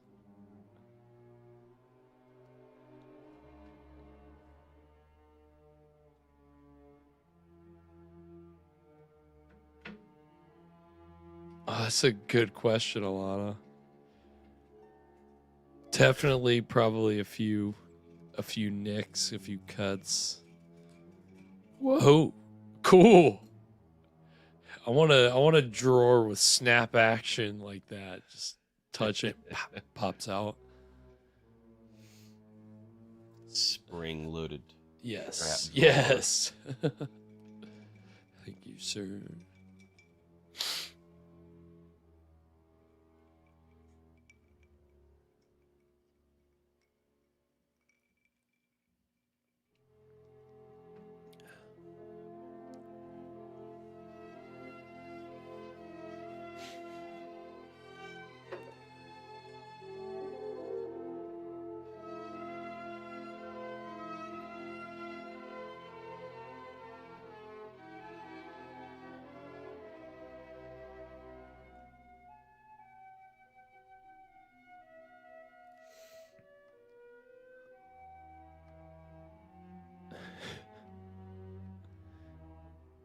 Well, I'm just hanging out.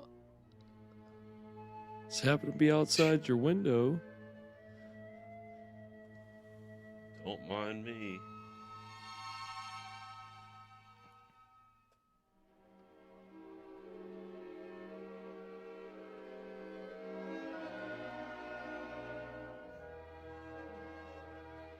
Uh-oh.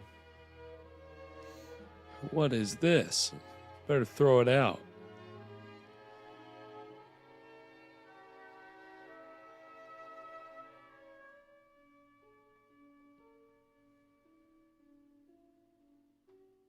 Yeah, it's crazy. It's that warm there, Alana. We got a little warmer today. I think this weekend's gonna be maybe close to 80s. Well, it's time. It's spring. It's sprungen.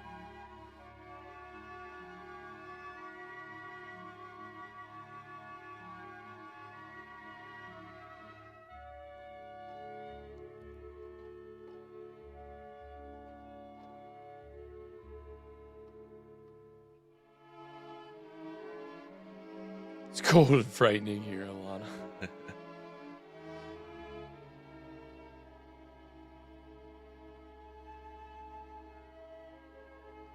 Freezing rain. Yeah, God, that's no fun, Kathy. Hopefully you're staying safe, braving the elements.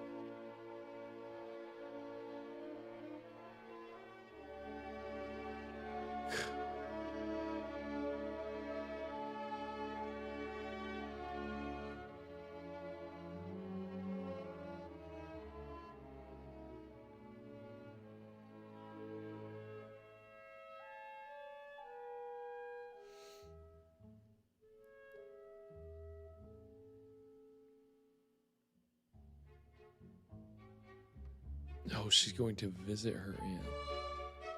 So I goes, wait, I thought that was her mom. Now it's her aunt. No, she's going to visit her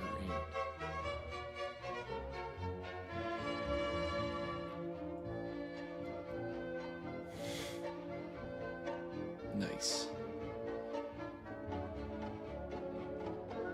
Oh, her aunt's a witch? Okay, sick.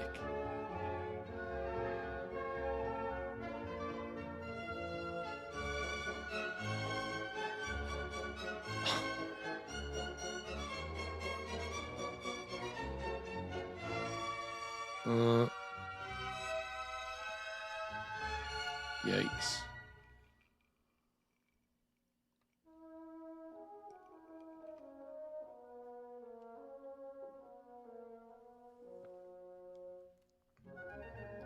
One more. Roll of threes. Come on.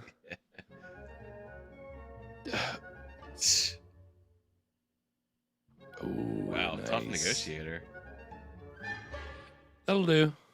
Get out of here. Next.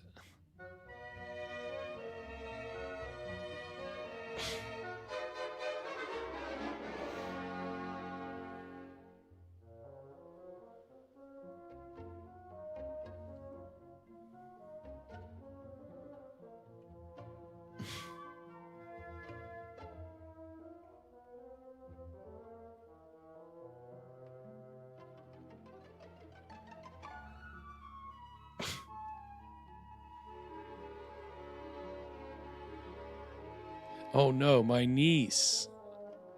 Not the niece. Not the little niece.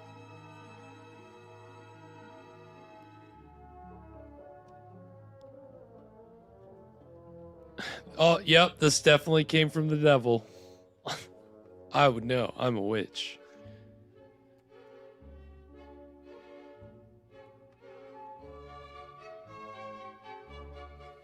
A witch treasure. I mean, rich treasure.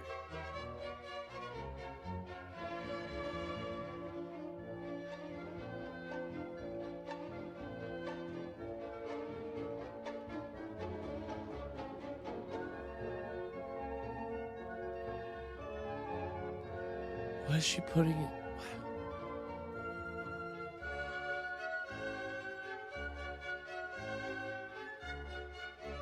It's mine now.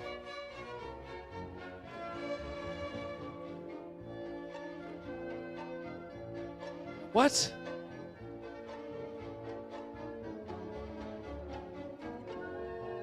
Yeah, Aunt Martha, what are you...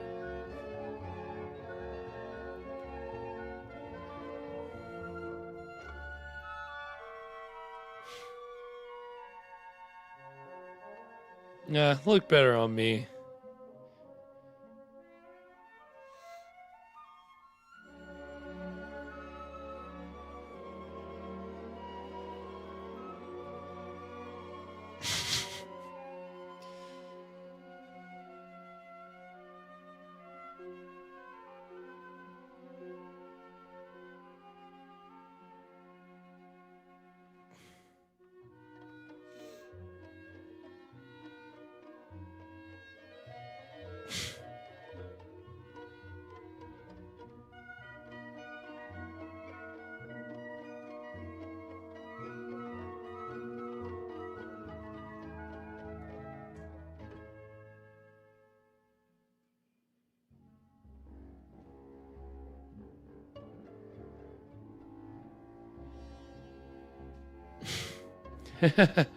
Yeah, the way the sword kind of pokes out. It's like he's got to be doing it intentionally. Oh, definitely, for sure.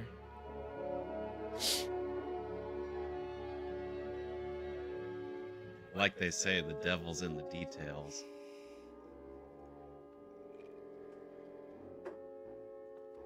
They do say that.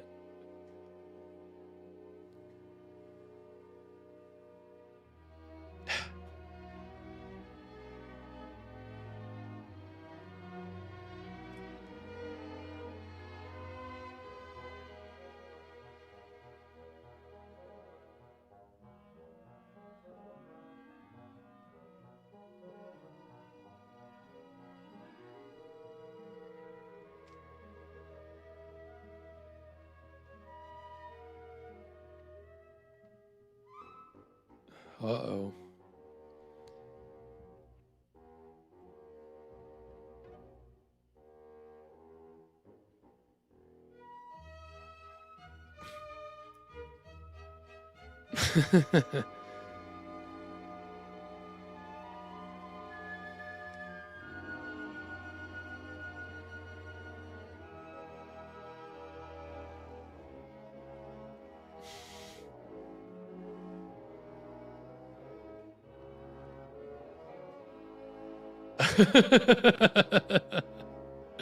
No, no, no. After you.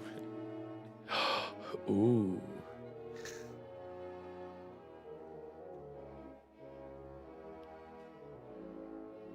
But I don't have a cousin. Oh, never mind. I'll take it. My niece got a necklace and I get a belt. Oh, it is a necklace. Necklaces for everyone.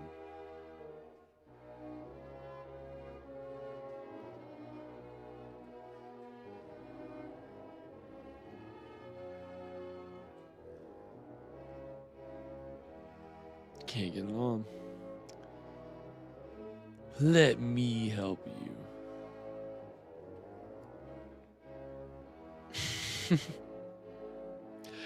All right. Hey now. Watch the hands. Whoa.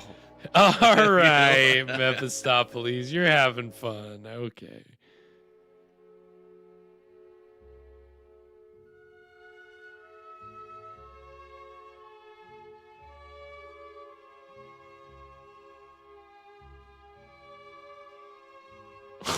The bucolic life of these children, just hanging out in the meadow, getting sun what are the daisy crowns.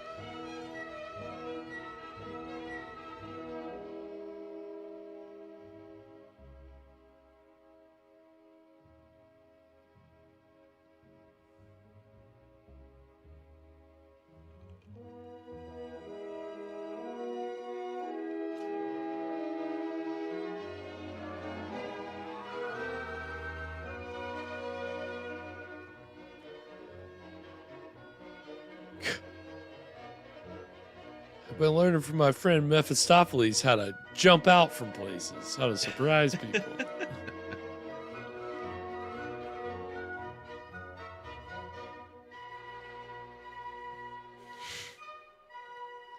Help the kid said it, so...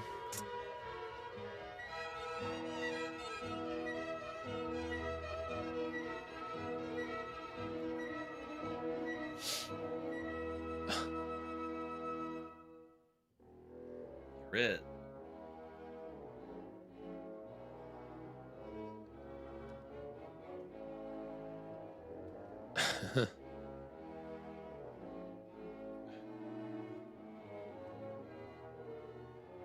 Mm.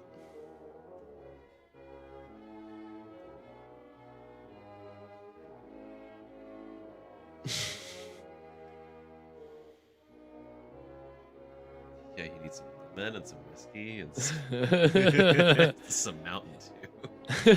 You got any Mountain Dew in here? Doesn't smell like Mountain Dew.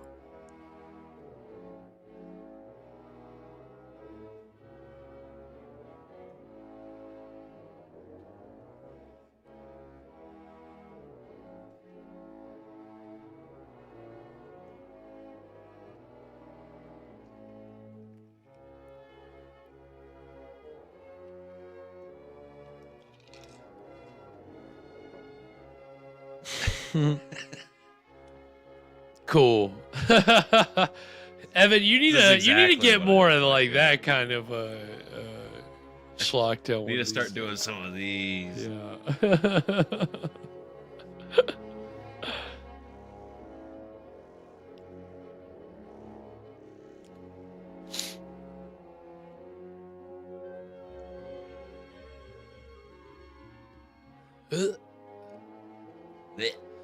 Hot.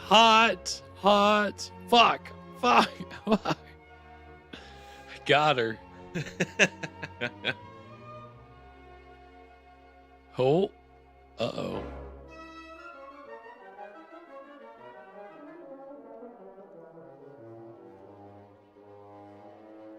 What did he put in that drink?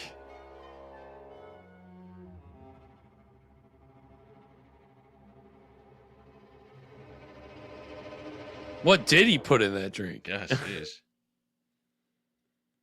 a real love potion. He made his own love potion. And that is going to take us to our second break. Well, we are 2/3 of the way through Faust. What are we thinking, Evan? We're having fun. I feel like Faust is almost taking a bit of a back seat. We've been on this little bit for it kind of, I don't want to necessarily say that it slowed down, but it did kind of slow down once. It was such a powerful opening.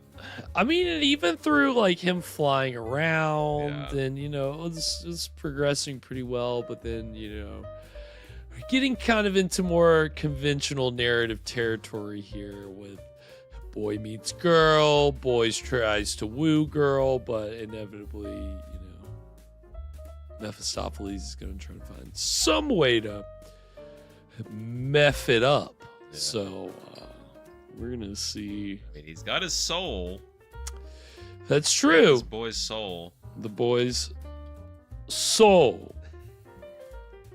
Because I thought you were saying.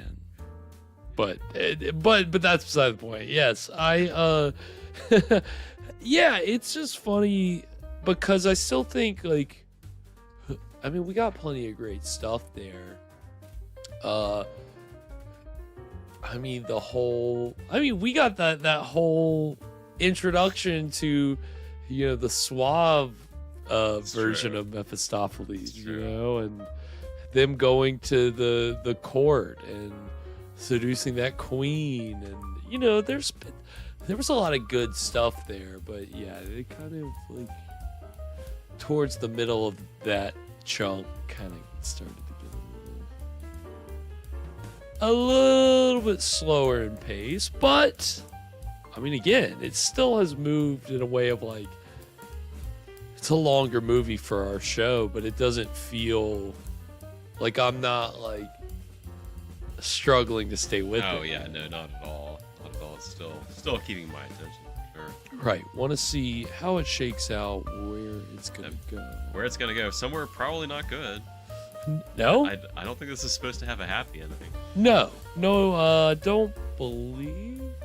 He made a deal with the devil, and everything turned out swell. He got the girl, and well, you know, that's finally figured out that gold formula. Well, that's now that would be the ticket. But I think that was always kind of the thing that got changed over time, was how much it was kind of used as like not a parable, but kind of like as an excuse to say like, okay, well, if you do a deal with the devil, like, is your soul is irredeemable, or is your soul redeemable? You know, to kind of take different kind of stances on that idea, and it just kind of, I think, was all over the place in terms of ideology. But again, that's kind of the beauty of the story, is that it lends itself to the generations, right? Like, what version of the Faust tale are you going to give for that particular generation that it's perfectly timed? And that will obviously usually not really resemble the original Faust books or material. Because you can sell your soul for, all sorts of things. Right.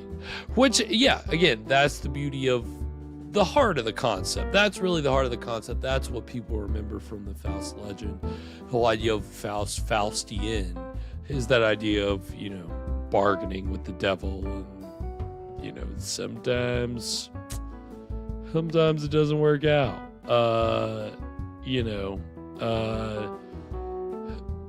But I think that there's been a lot of great kind of time and place adaptations, and Alana mentioned one earlier, and that's actually going to be the first trailer that we're going to see for our break, is the trailer for the 1967 film Bedazzled, which is a play on the Faust story with a young man who makes a deal with the devil. I believe I don't know if it's to fall in love with one particular woman. I've not seen it, actually. It's a blind spot for me.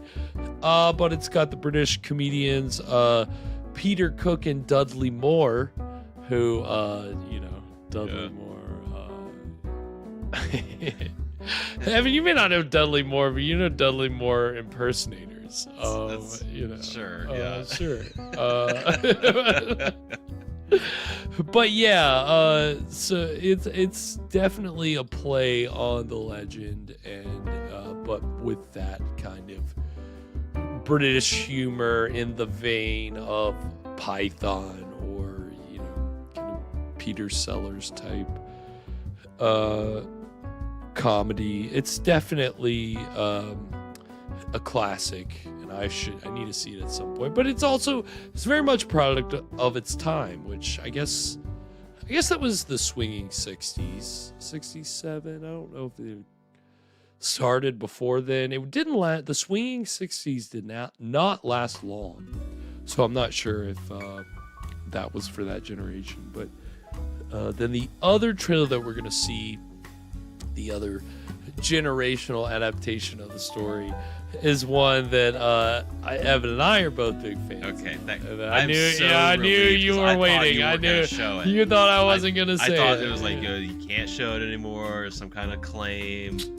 Oh, thank goodness. Yes, I was gonna. You were waiting. I'm glad you were patient. I was gonna get there, and I'm glad you waited for me to get there, because it is like, again, we have been tracking it. And especially in film, kind of not chronologically, but again, the Dr. Faustus trailer that was from 67 or 66. This Bedazzled trailer is 67.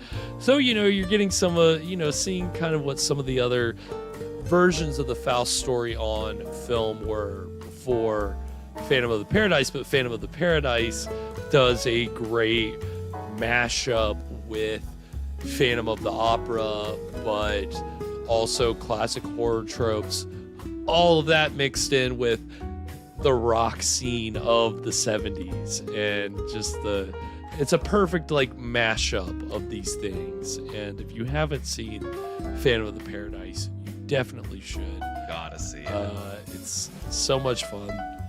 If you haven't seen it, you like Rocky Horror Picture Show, even if you don't like Rocky Horror Picture Show, if you like classic rock, it's a pretty good chance that you'll enjoy Phantom of the Paradise. And even, I mean, for Evan, what for you the appeal is just like everything, right? Like not just the music or the story it all is pretty solid. Everything behind it, like all of the there's so many like things that like I've seen now that like reference Phantom of the Paradise, even though it's like not a very a super well-known movie. Right. Right.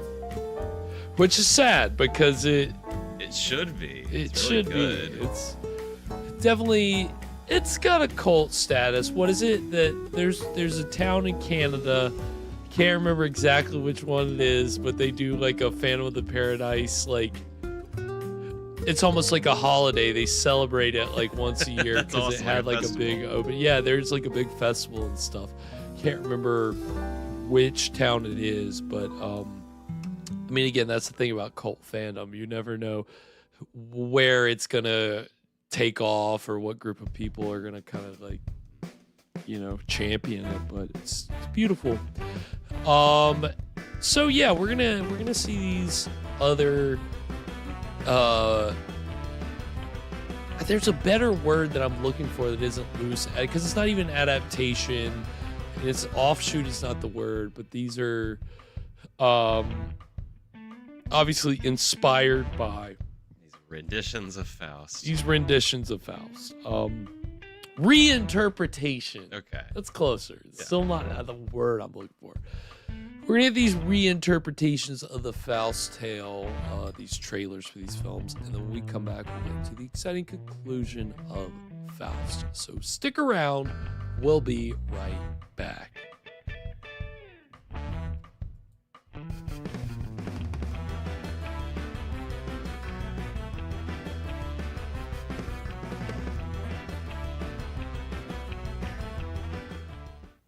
But can I be someone who women yearn after and crave for and lust after? I can just see you, Stanley, standing there in your skin-tight pants, the music pounding, the women screaming, Margaret lusting, the drums throbbing out with their incessant animal beat. Let me have it! Ladies and gentlemen, we regret to announce that Mr. Stanley Donen, producer-director of such esteemed motion pictures as Charade, Arabesque, and Two for the Road, has sold his soul to these two talented men to make what one critic calls the funniest picture I've seen in ages.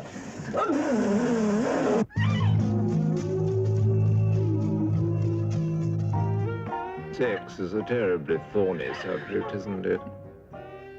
I think we should get down to basic elements. Do you like feeling things? Do you like it in bed? Yes. Good. So do I. This is Stanley Moon. He's selling me his soul. If you were Stanley Moon, would you sell your soul for Margaret Spencer? One cheeseburger, one shanty, one portion French fries. To the devil you would. I'm the haunted one, the devil. Let me give you my card. And what a dirty, rotten, low-down, double-crossing devil he is.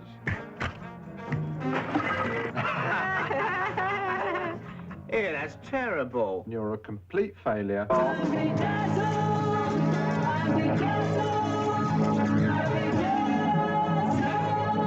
Bedazzled is sinful. Your wife has a very beautiful body. Bedazzled is funny. Bedazzled may never be shown on television. Although CBS calls it the best comedy around. And NBC thinks it's the thinking man's comedy of the year.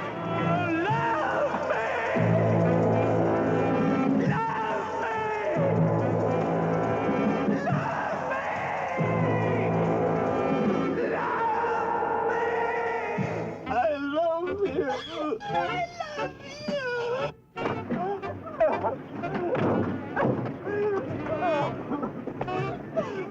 Are you ready for...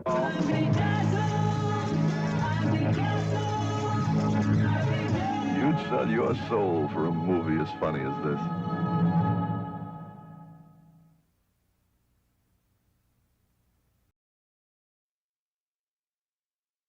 20th Century Fox presents Phantom of the Paradise, a gothic horror story. What was that? A beautiful love story. Like a circus. A cinematic odyssey through the rock universe. From Greece to glitter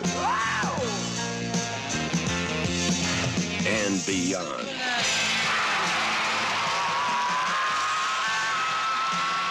The story of a sound, the man who created it, the girl who sang it, the monster who stole it, and the phantom who haunts the paradise, the ultimate rock palace.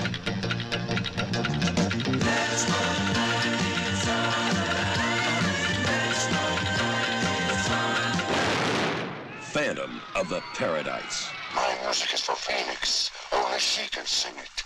Anyone else that tries, dies. Phoenix. Phoenix. Well, you told me one time that you'd be somebody, that you weren't working just to survive. B. Snow! Whoa! Whoa! Ow! Man, you better get yourself a castrato for this. Paul Williams as Swan. And the angels that defeated them. I want you to stop terrorizing the paradise and rewrite your cantata. And the Phantom. Stop and try me, only you might satisfy me,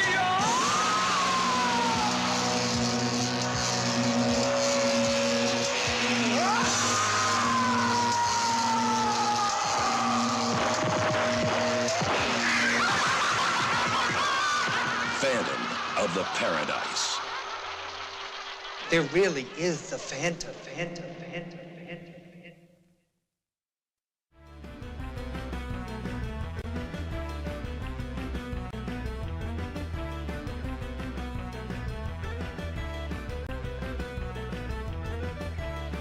And we are back. So that was the trailers for Bedazzled and Phantom of the Paradise. And yeah, I was like, that was PG. PG. Yeah, PG.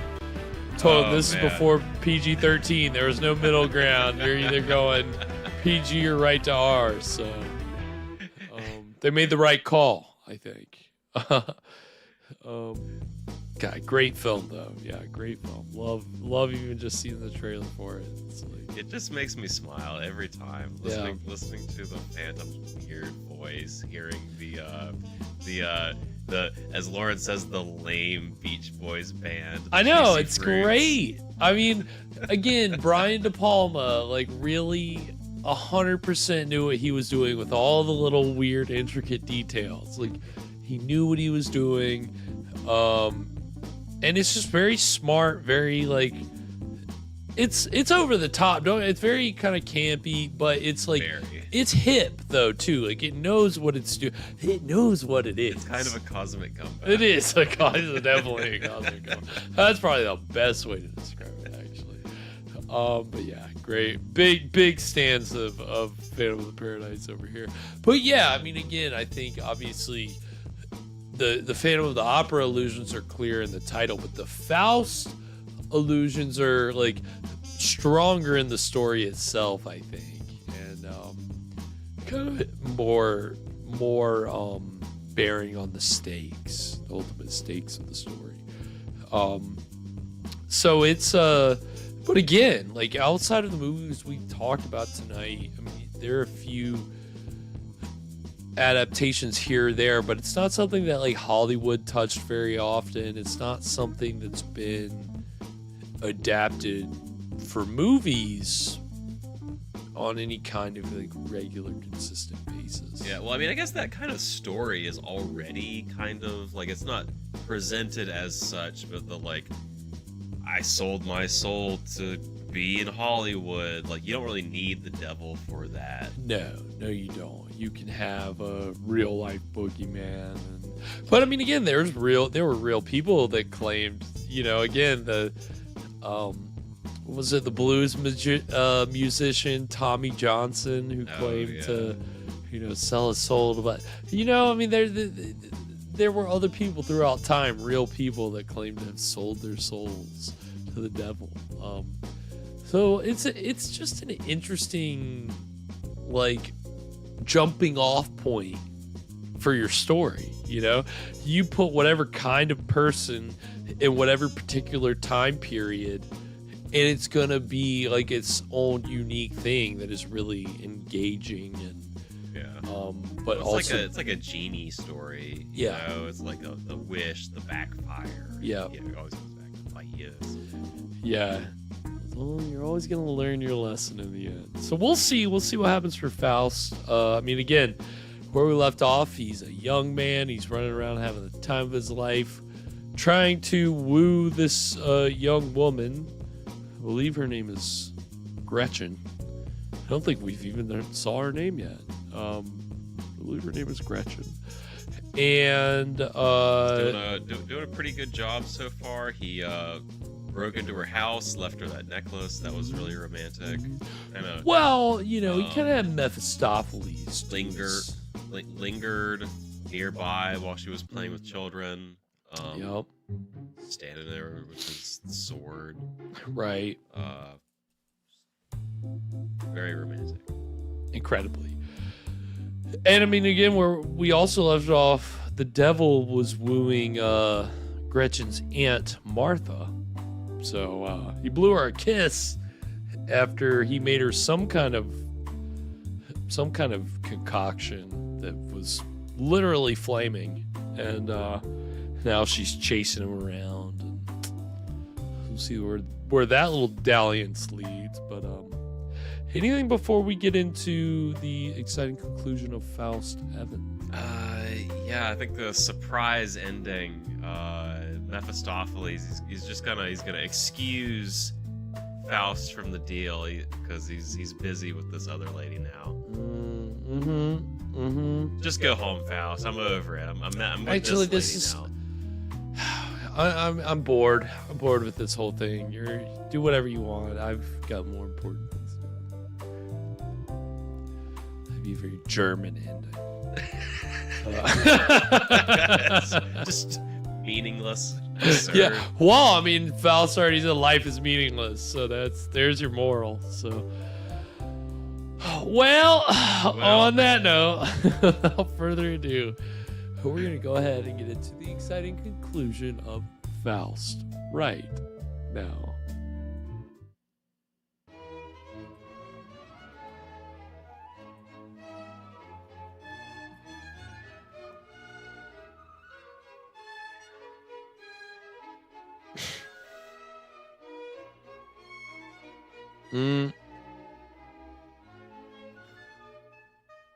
My man.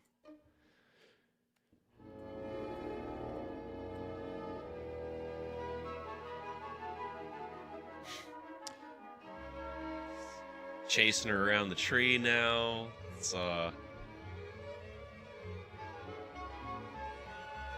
girls like it when you chase them around. It's fun. It's fun. Just having fun. She does. Well, if I go this way, haha. Well, maybe not. No, she. All right. He said, "No, does not want it."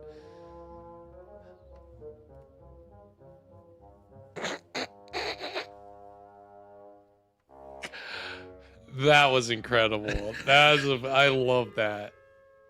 That's amazing.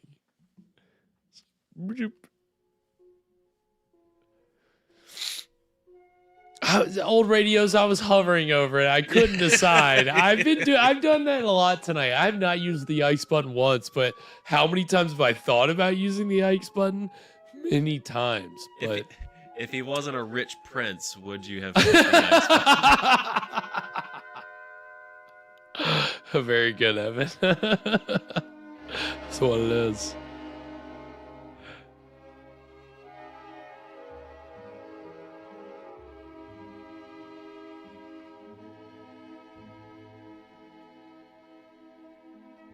Yeah, like the composition in that shot is beautiful. Yeah.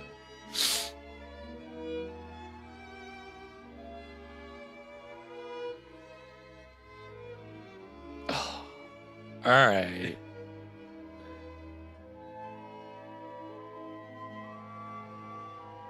You know that he does. He just forcibly tried to kiss you.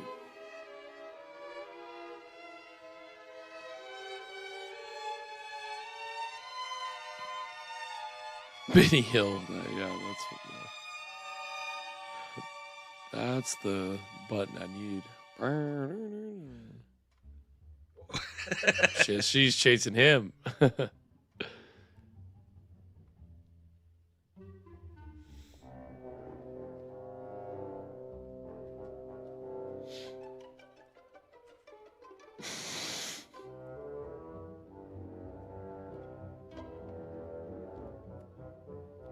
What is he eating at? Are there a sunflower? Oh. Yeah. Red sunflower. Yep.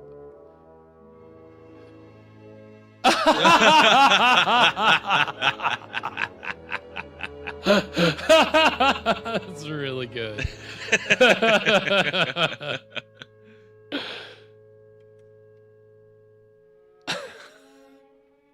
So he's just mocking their whole courtship. Because he's going to pull the rug out at some point. So he's just having fun.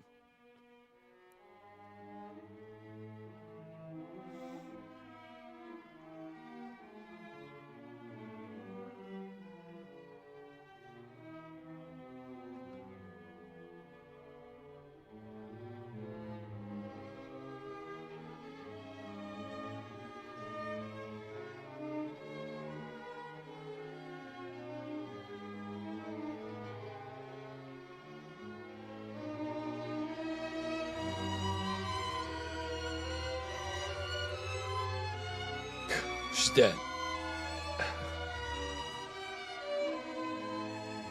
Rug pulled. Plague got her. She's gone. The end.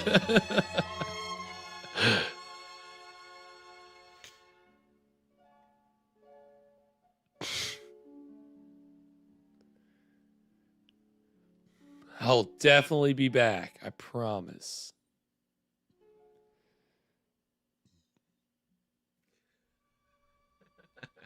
Hey now. Whoa, I can only imagine what he actually said. Wow. That's pretty great.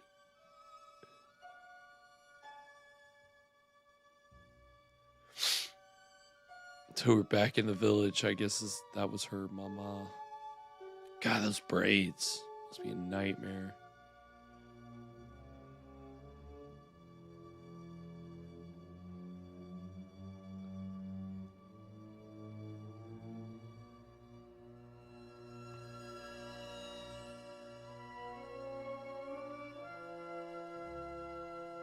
What would they like?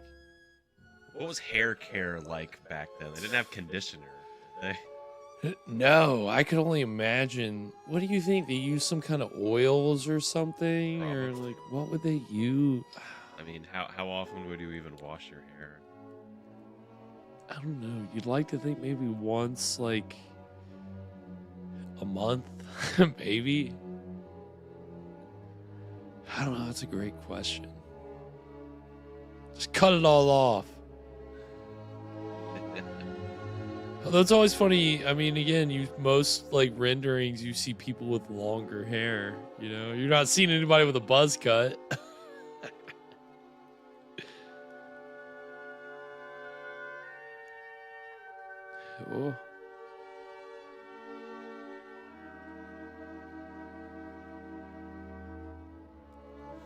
Leave the brother to me. Yeah, Faust is very, like, passive, right? Yeah. Like, he seemingly just kind of out of nowhere is like, I want this woman. And now, obviously, the devil's like, well, I got to do it for you because we made a deal. So I'll make this happen. You just woo the girl and I'll pull the strings.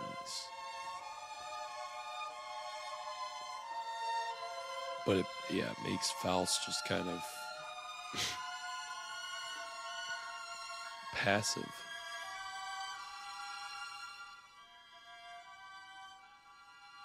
Okay, Sears.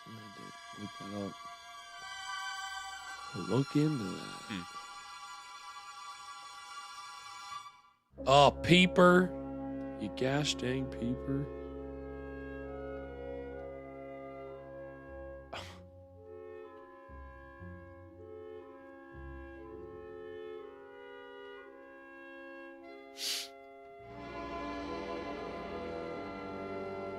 Oh, that's wild, Alana.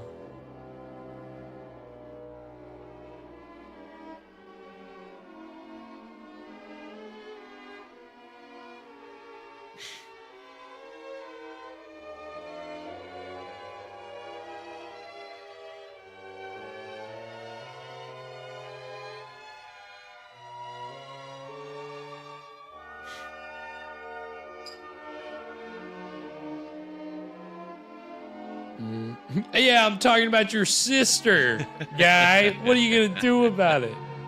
Long live Gretchen. Yeah, Gretchen, let's fucking go.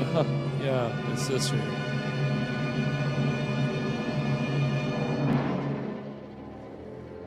You talking shit about my sister, bro? Getting them all riled up. Here's your sister. Wow.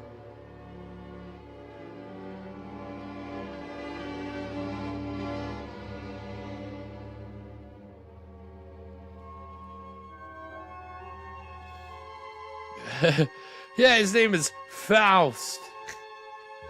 He's over there right now.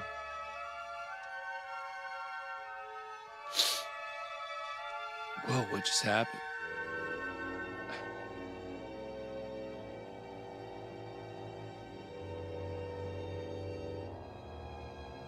I was gonna say I can't believe Faust set him up like that, but I can definitely believe, or Mephistopheles set him up like that, but I can definitely believe it.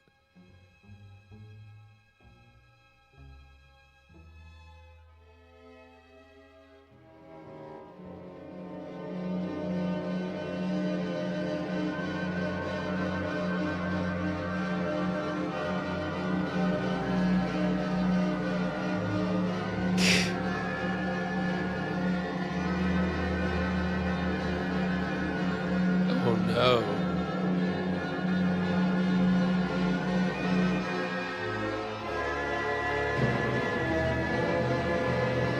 She's gonna catch her death of cold. It's too much wind. I'm gonna die, it's too much wind.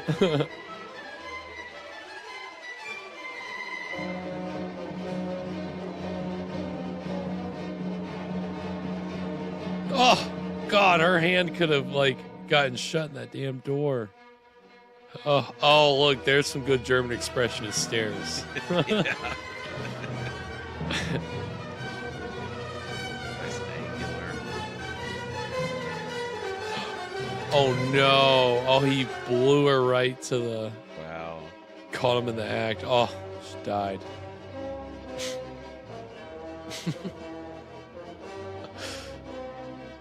Oh, no. Oh, man. Mother?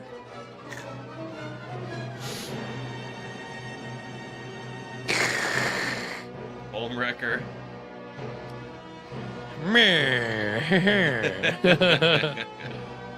Oh, cool.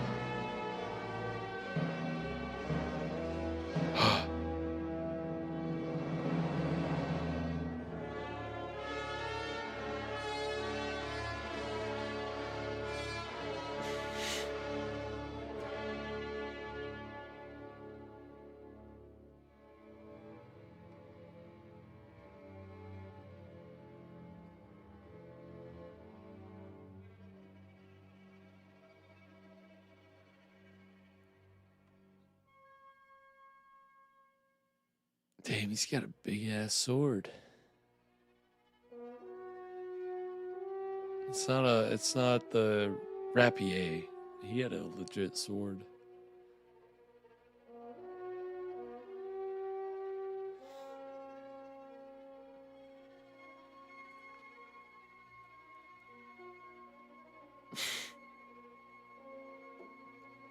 Yeah, guess you're just gonna have to leave all this behind. Well, yeah, you're definitely not getting the girl now. These things happen. Hey, Faust killed a guy. His name was Faust. She's literally shouting it from the rooftops. Hey, did you hear Faust killed a guy?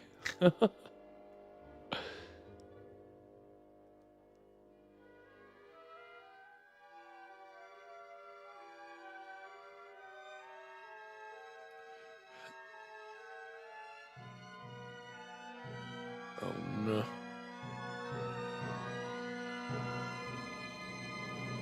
It's been a murder, so everyone in the village has to come in to investigate. Yeah, somebody's been spreading the word. Somebody told him. The word's out. I don't know how things like this just can't stay a secret, I guess. You know? It's funny how these things work. Word travels fast in a small town. As fast as I can run. I honestly love Mephistopheles. It's a wonderful villain. It's really a great performance. When you're supernatural, well, yeah, I mean, Emil Jannings actually was the first recipient of the Academy Award for Best Actor. But unfortunately, stuck with Germany through their Nazification and never acted again once the war was over, because they said that he's very much a symbol of Nazi Germany appearing in propaganda, so just don't want to see him. And so he wanted to work, but never worked again. But definitely, I mean, again, talented actor, not a good person. He plays a great devil. Plays a great devil.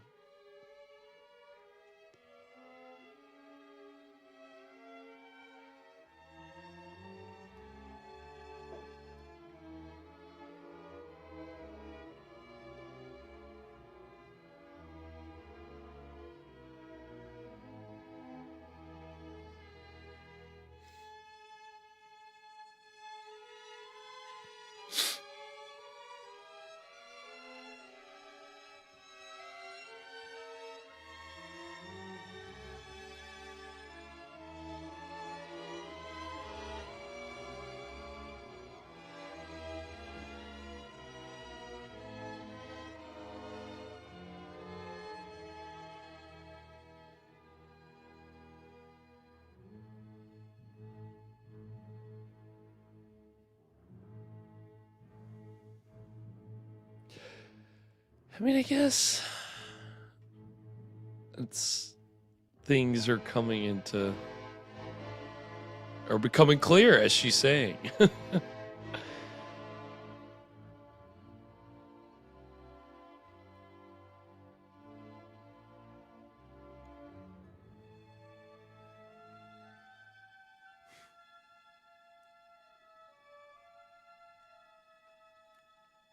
Is that... The coffin looks really big, doesn't it? Or wait, there's multiple coffins? One for the mother, one for the... Oh, the mother did die? Sorry, totally missed that.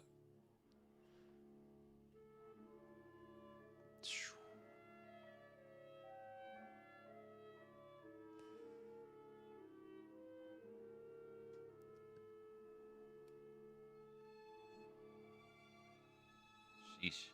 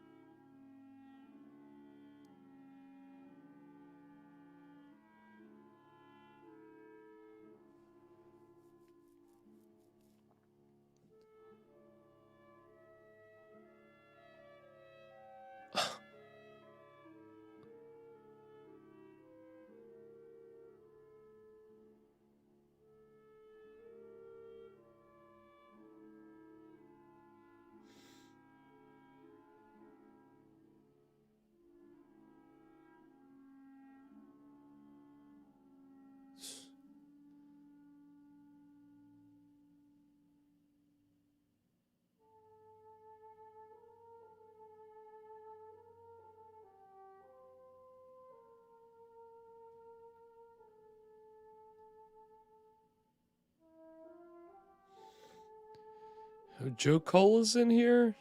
Welcome, Joe. I didn't see you in here.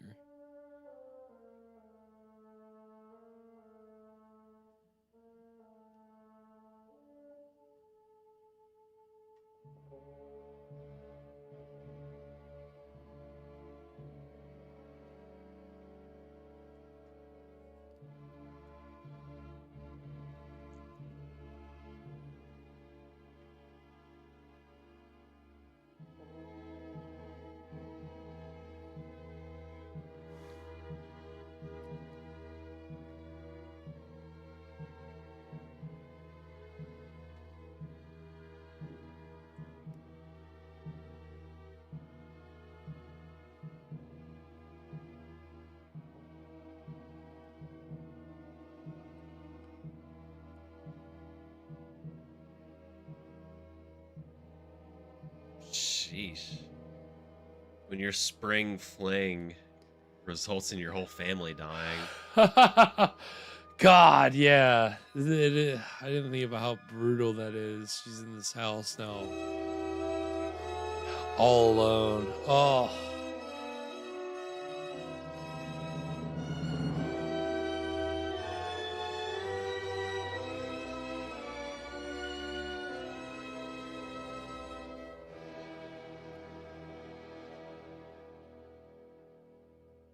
She's getting it way worse than anybody else. Mephistopheles is really fucking with her.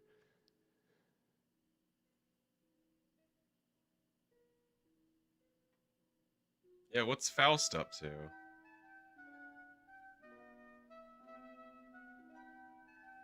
Probably just moved on to some other bimbo. Who knows?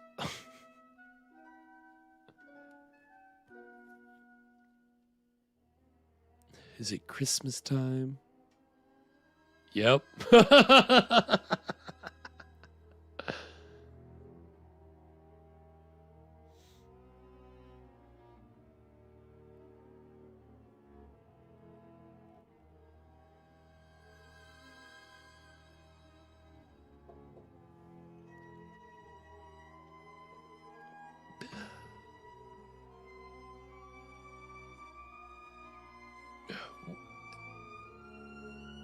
Is that her?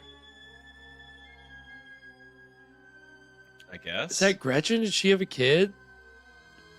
Did she have Faust's kid? I mean, it was heavily implied that they were doing the deed. Banging. Yep.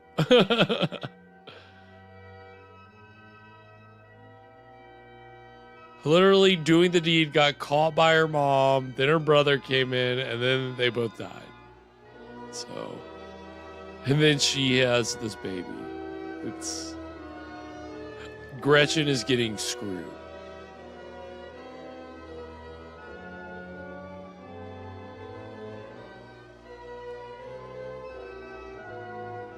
Yeah, one dalliance.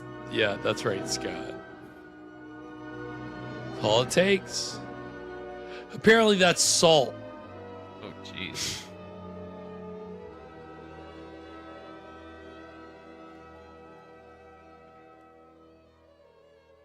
It's a good thing she's got like a big thing to cover herself with. Someone was spraying salt everywhere. When I read that, I was like, how are their eyes not stinging and burning? Gosh. The salt storm.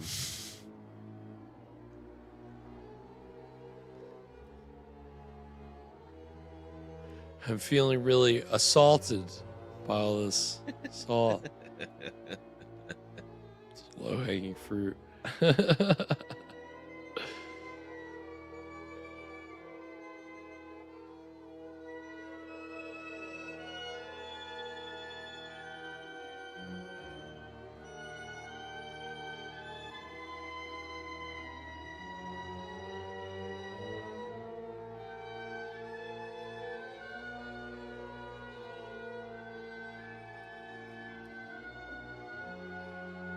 What?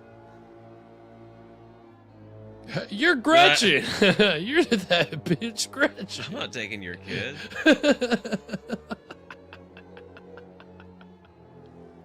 That's awful. That's a bad kid.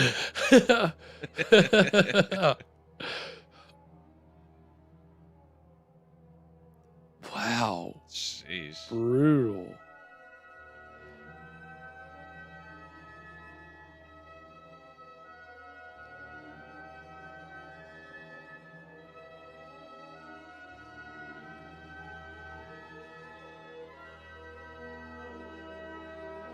Damn. Not my problem. Please, there's salt everywhere.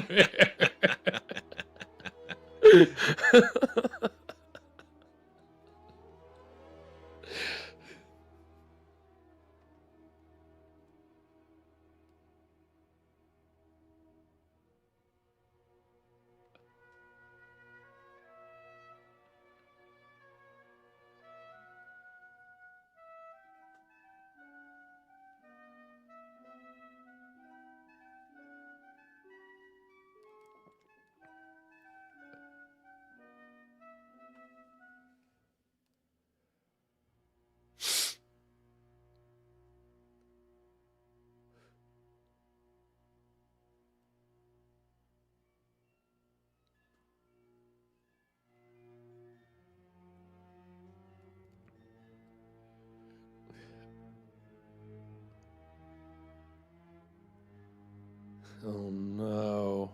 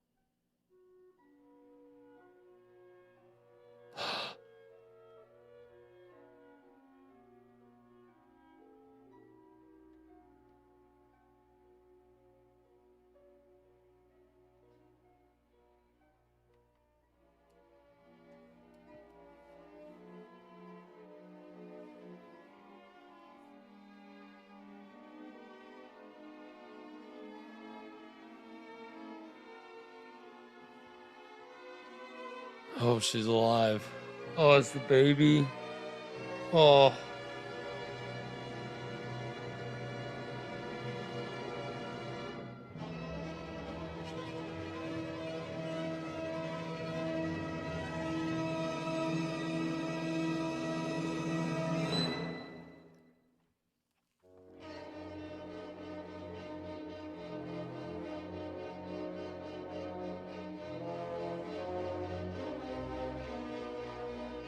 Oh my God, that's amazing.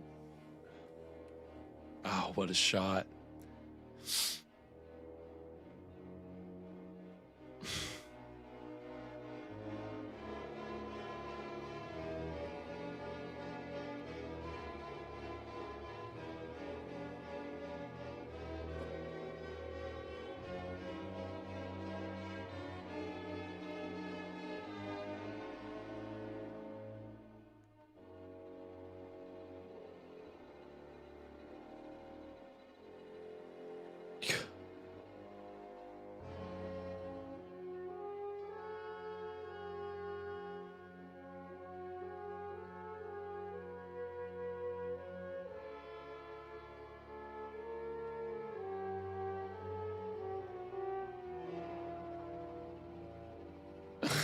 That's true. Scott. Theoretically.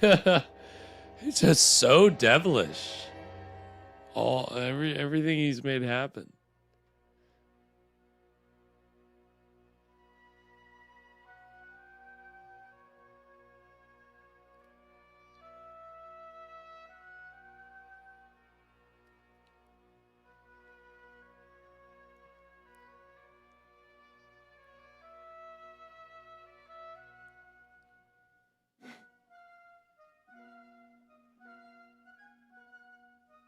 Where have you been this whole time, Faust? Just hanging out in hell. Hey, I didn't sell my soul to be a present father.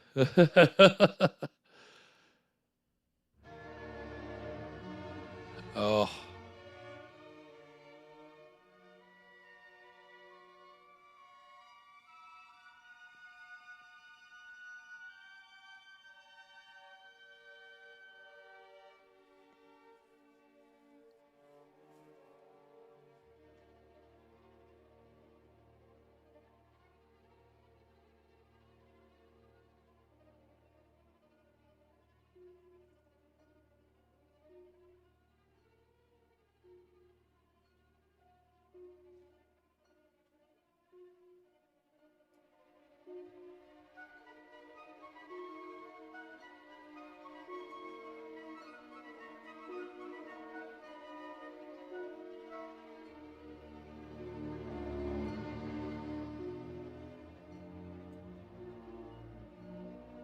Oh no. Poor Gretchen. Ugh.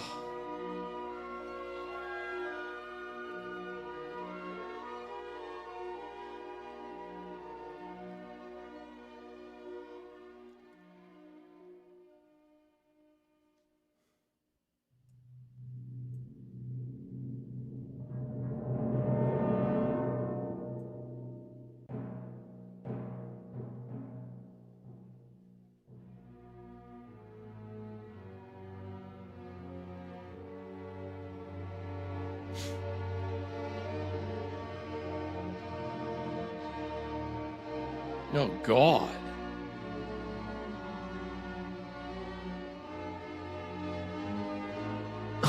Is it a puppet? It didn't even look like a woman. It even looked like a person. The way it shot up, you had turned.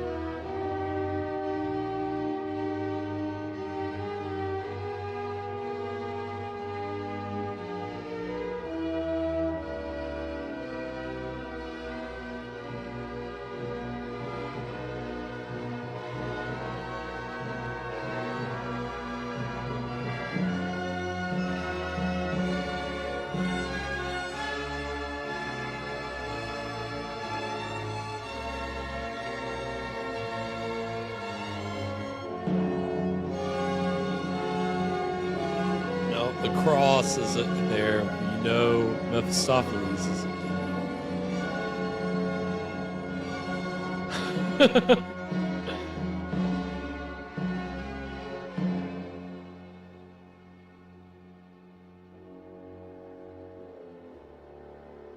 I wish I hadn't wished for that.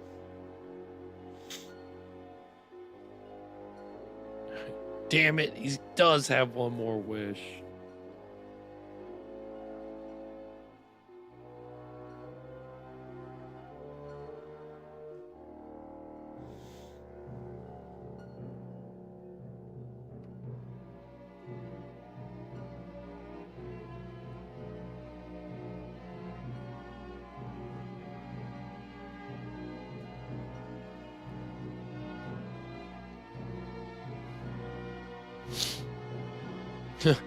Gretchen, it's me.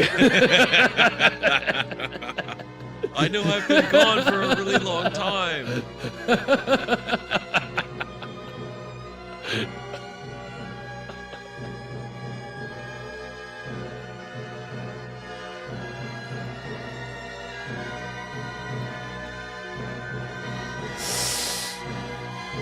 Yep, he's gonna hit him with it right when he gets to her.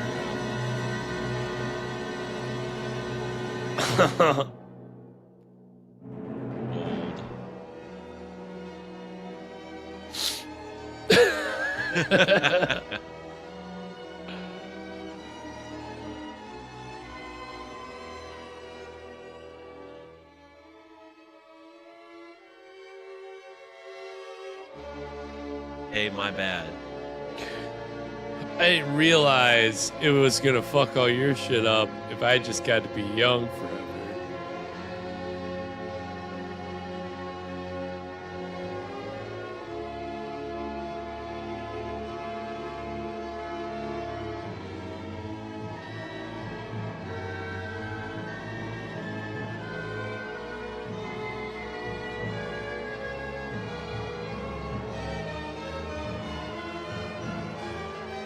Oh man, it's just what people did before they had TV.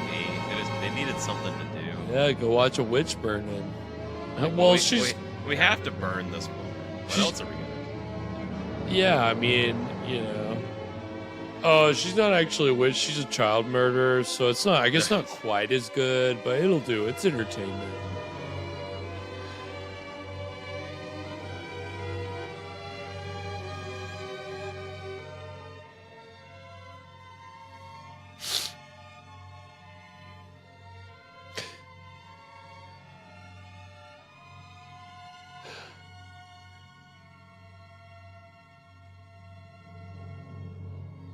Who the heck are you?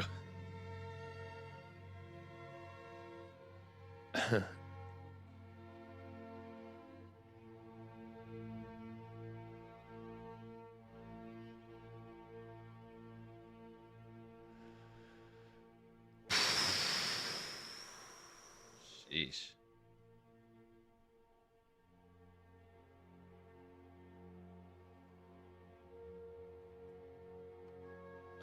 Oh, okay. It all worked out.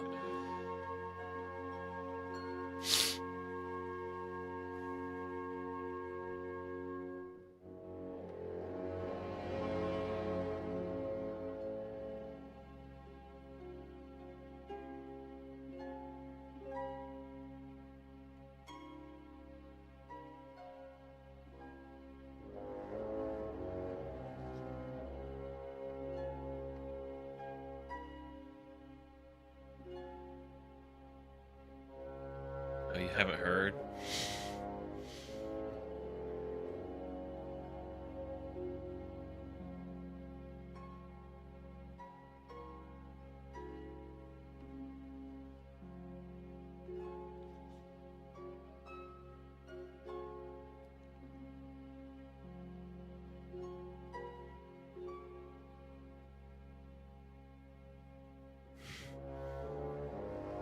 What is the word?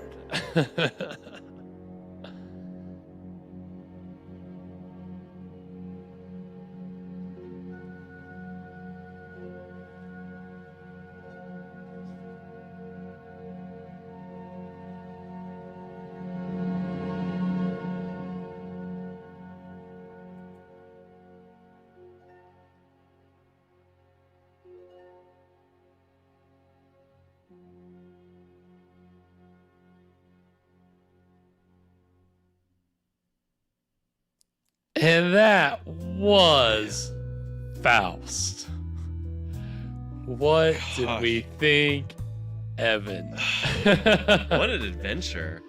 That was a crazy movie. Yeah. I mean, as much as I love Nosferatu, but like that definitely holds a candle to Nosferatu. Yeah. If not, I think it might like just actually be like, I mean, it's I don't like to say like movies are objectively better than each other, but and to the merit, to merit what you're saying, like Murnau was a filmmaker who got better with each film, and so Nosferatu this being 4 years after Nosferatu, obviously he had made leaps and bounds, and even the first American film that he made after this, Sunrise, it's acclaimed as one of the greatest films of all time, and it was quite good.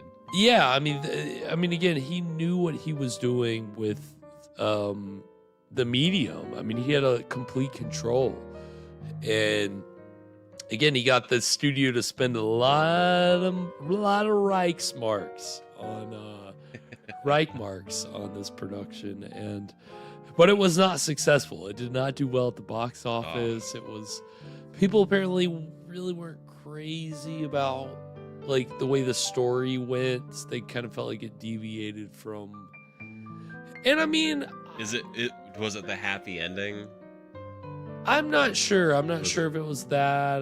I'm not sure if it was the dour Germans. I don't know if the whole, like, once we got into the love story, I don't know how much that particular story is actually part of the lore. So yeah, I mean, I would say like the second act of the film was kind of the weakest. Yeah, as you know, tends to happen. Yeah, that's always, especially when a movie's, all closing in on 2 hours. You're gonna have some spots that kind of drag, but I mean, even once you kind of started to see what Mephistopheles was gearing up with that family, and basically the tragedy that he set Gretchen up for, you're just like, can't even believe how terrible it all is, right? She ended up off way worse than Faust. I know, that's what it's kind of, he's very passive, and then even like when you get to the climax of the movie, he hasn't even seen the worst of it. He's just like, but he does get turned into an old man. But like, guess what? Gretchen's burning on the stake. Do you think she's really faced by that? No. She's got bigger things to worry about. But everything turned out fine. So, right. I don't know. How do you feel about that ending? It felt a little rushed, I guess. It does feel a little like, I mean, again, you can't kill the devil, so it's not like, it's not like you have any kind of definitive conclusion here, but I don't know. I would have liked to maybe seen something that played out a little more, plotted a little more. Just like he seemed to throw himself on the pyre, and then in that moment of ascension, the angel that made the bet with the devil intervened, and I don't know what that striking down of the sword.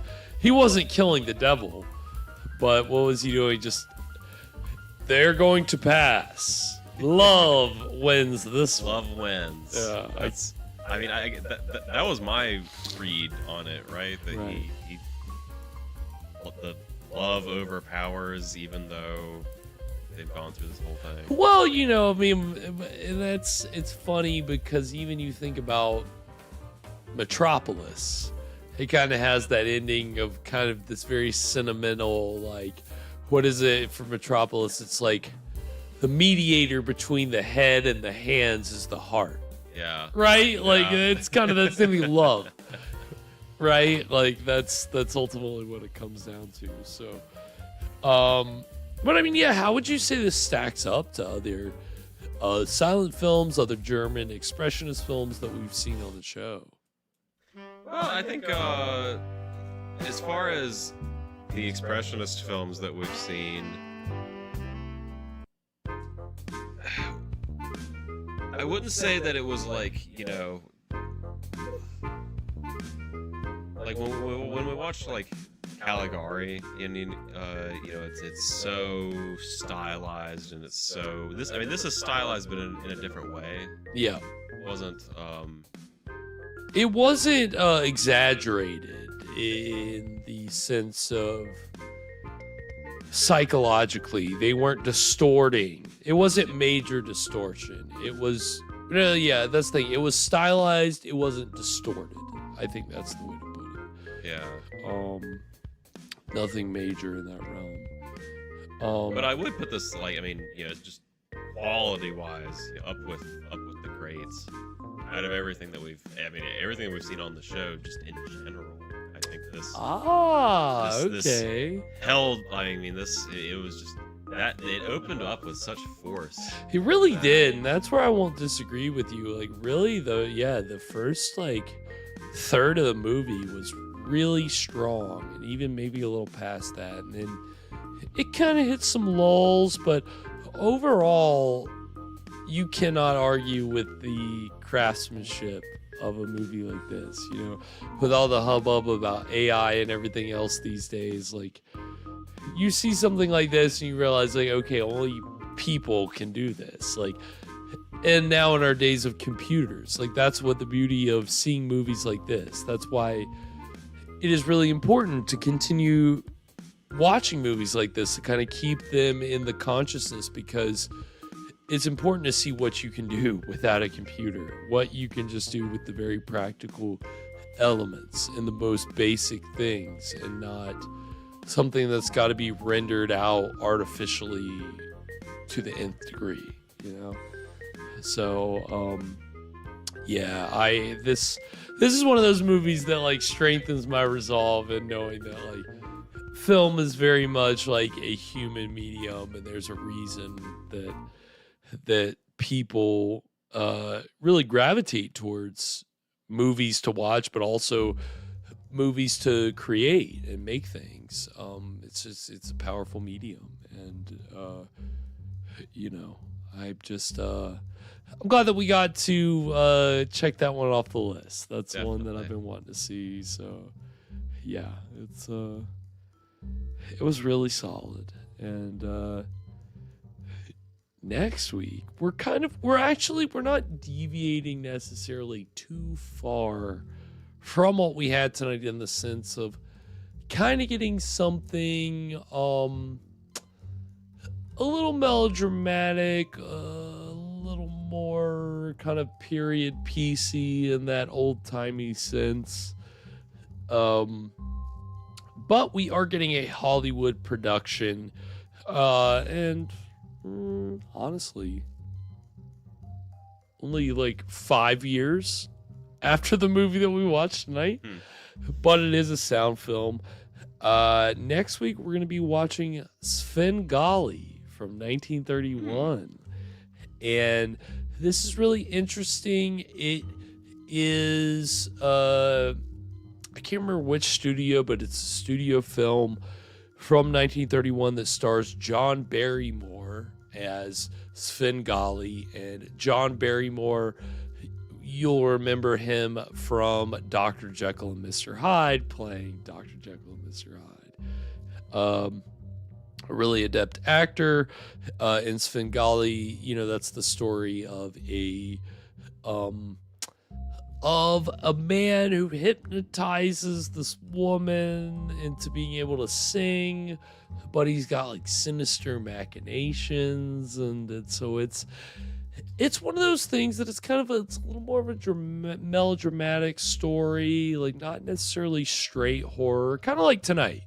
You know, tonight wasn't necessarily straight horror, but it's more like the gruesomeness of the situation, the grossness of the situation,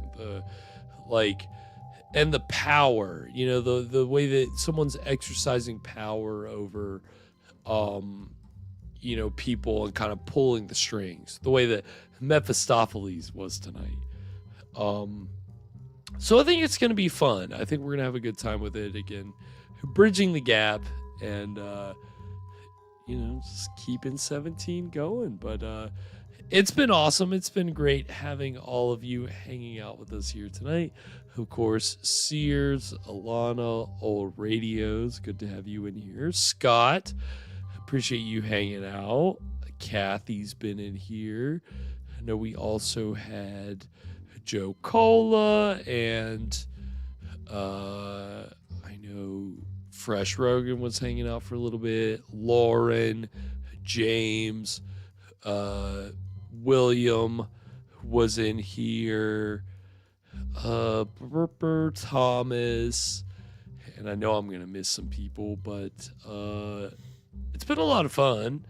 Appreciate everybody hanging out tonight. Let's see, yeah, it's been a blast. We're gonna have a little triple feature queued up for you tomorrow night if you're looking for some more horror movies to unwind during your weekend. We got a nice Roger Corman triple feature for you.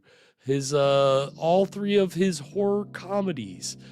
Then that would be A Bucket of Blood, The Little Shop of Horrors, and Creature from the Haunted Sea. So those are very fun movies, and you get some Roger Corman trailers and then just some cartoons. So it'll be a good time. And of course, you know, our good friends of the show, drunk review. He'll be having his drive-in and Gypsy J's replay. So, appreciate all their support. So, hope you guys can support them. And again, we just appreciate everybody hanging out and having a good time with us here tonight as we've enjoyed Faust. But anything before we sign off tonight, Evan? Yeah, I think we might have actually misinterpreted the ending. Now that I'm thinking Oh, about it, really? Just a little. They said the one word that overcomes the whole thing. I think whenever Faust jumped up on that pyre, he went, psych, took the whole thing off.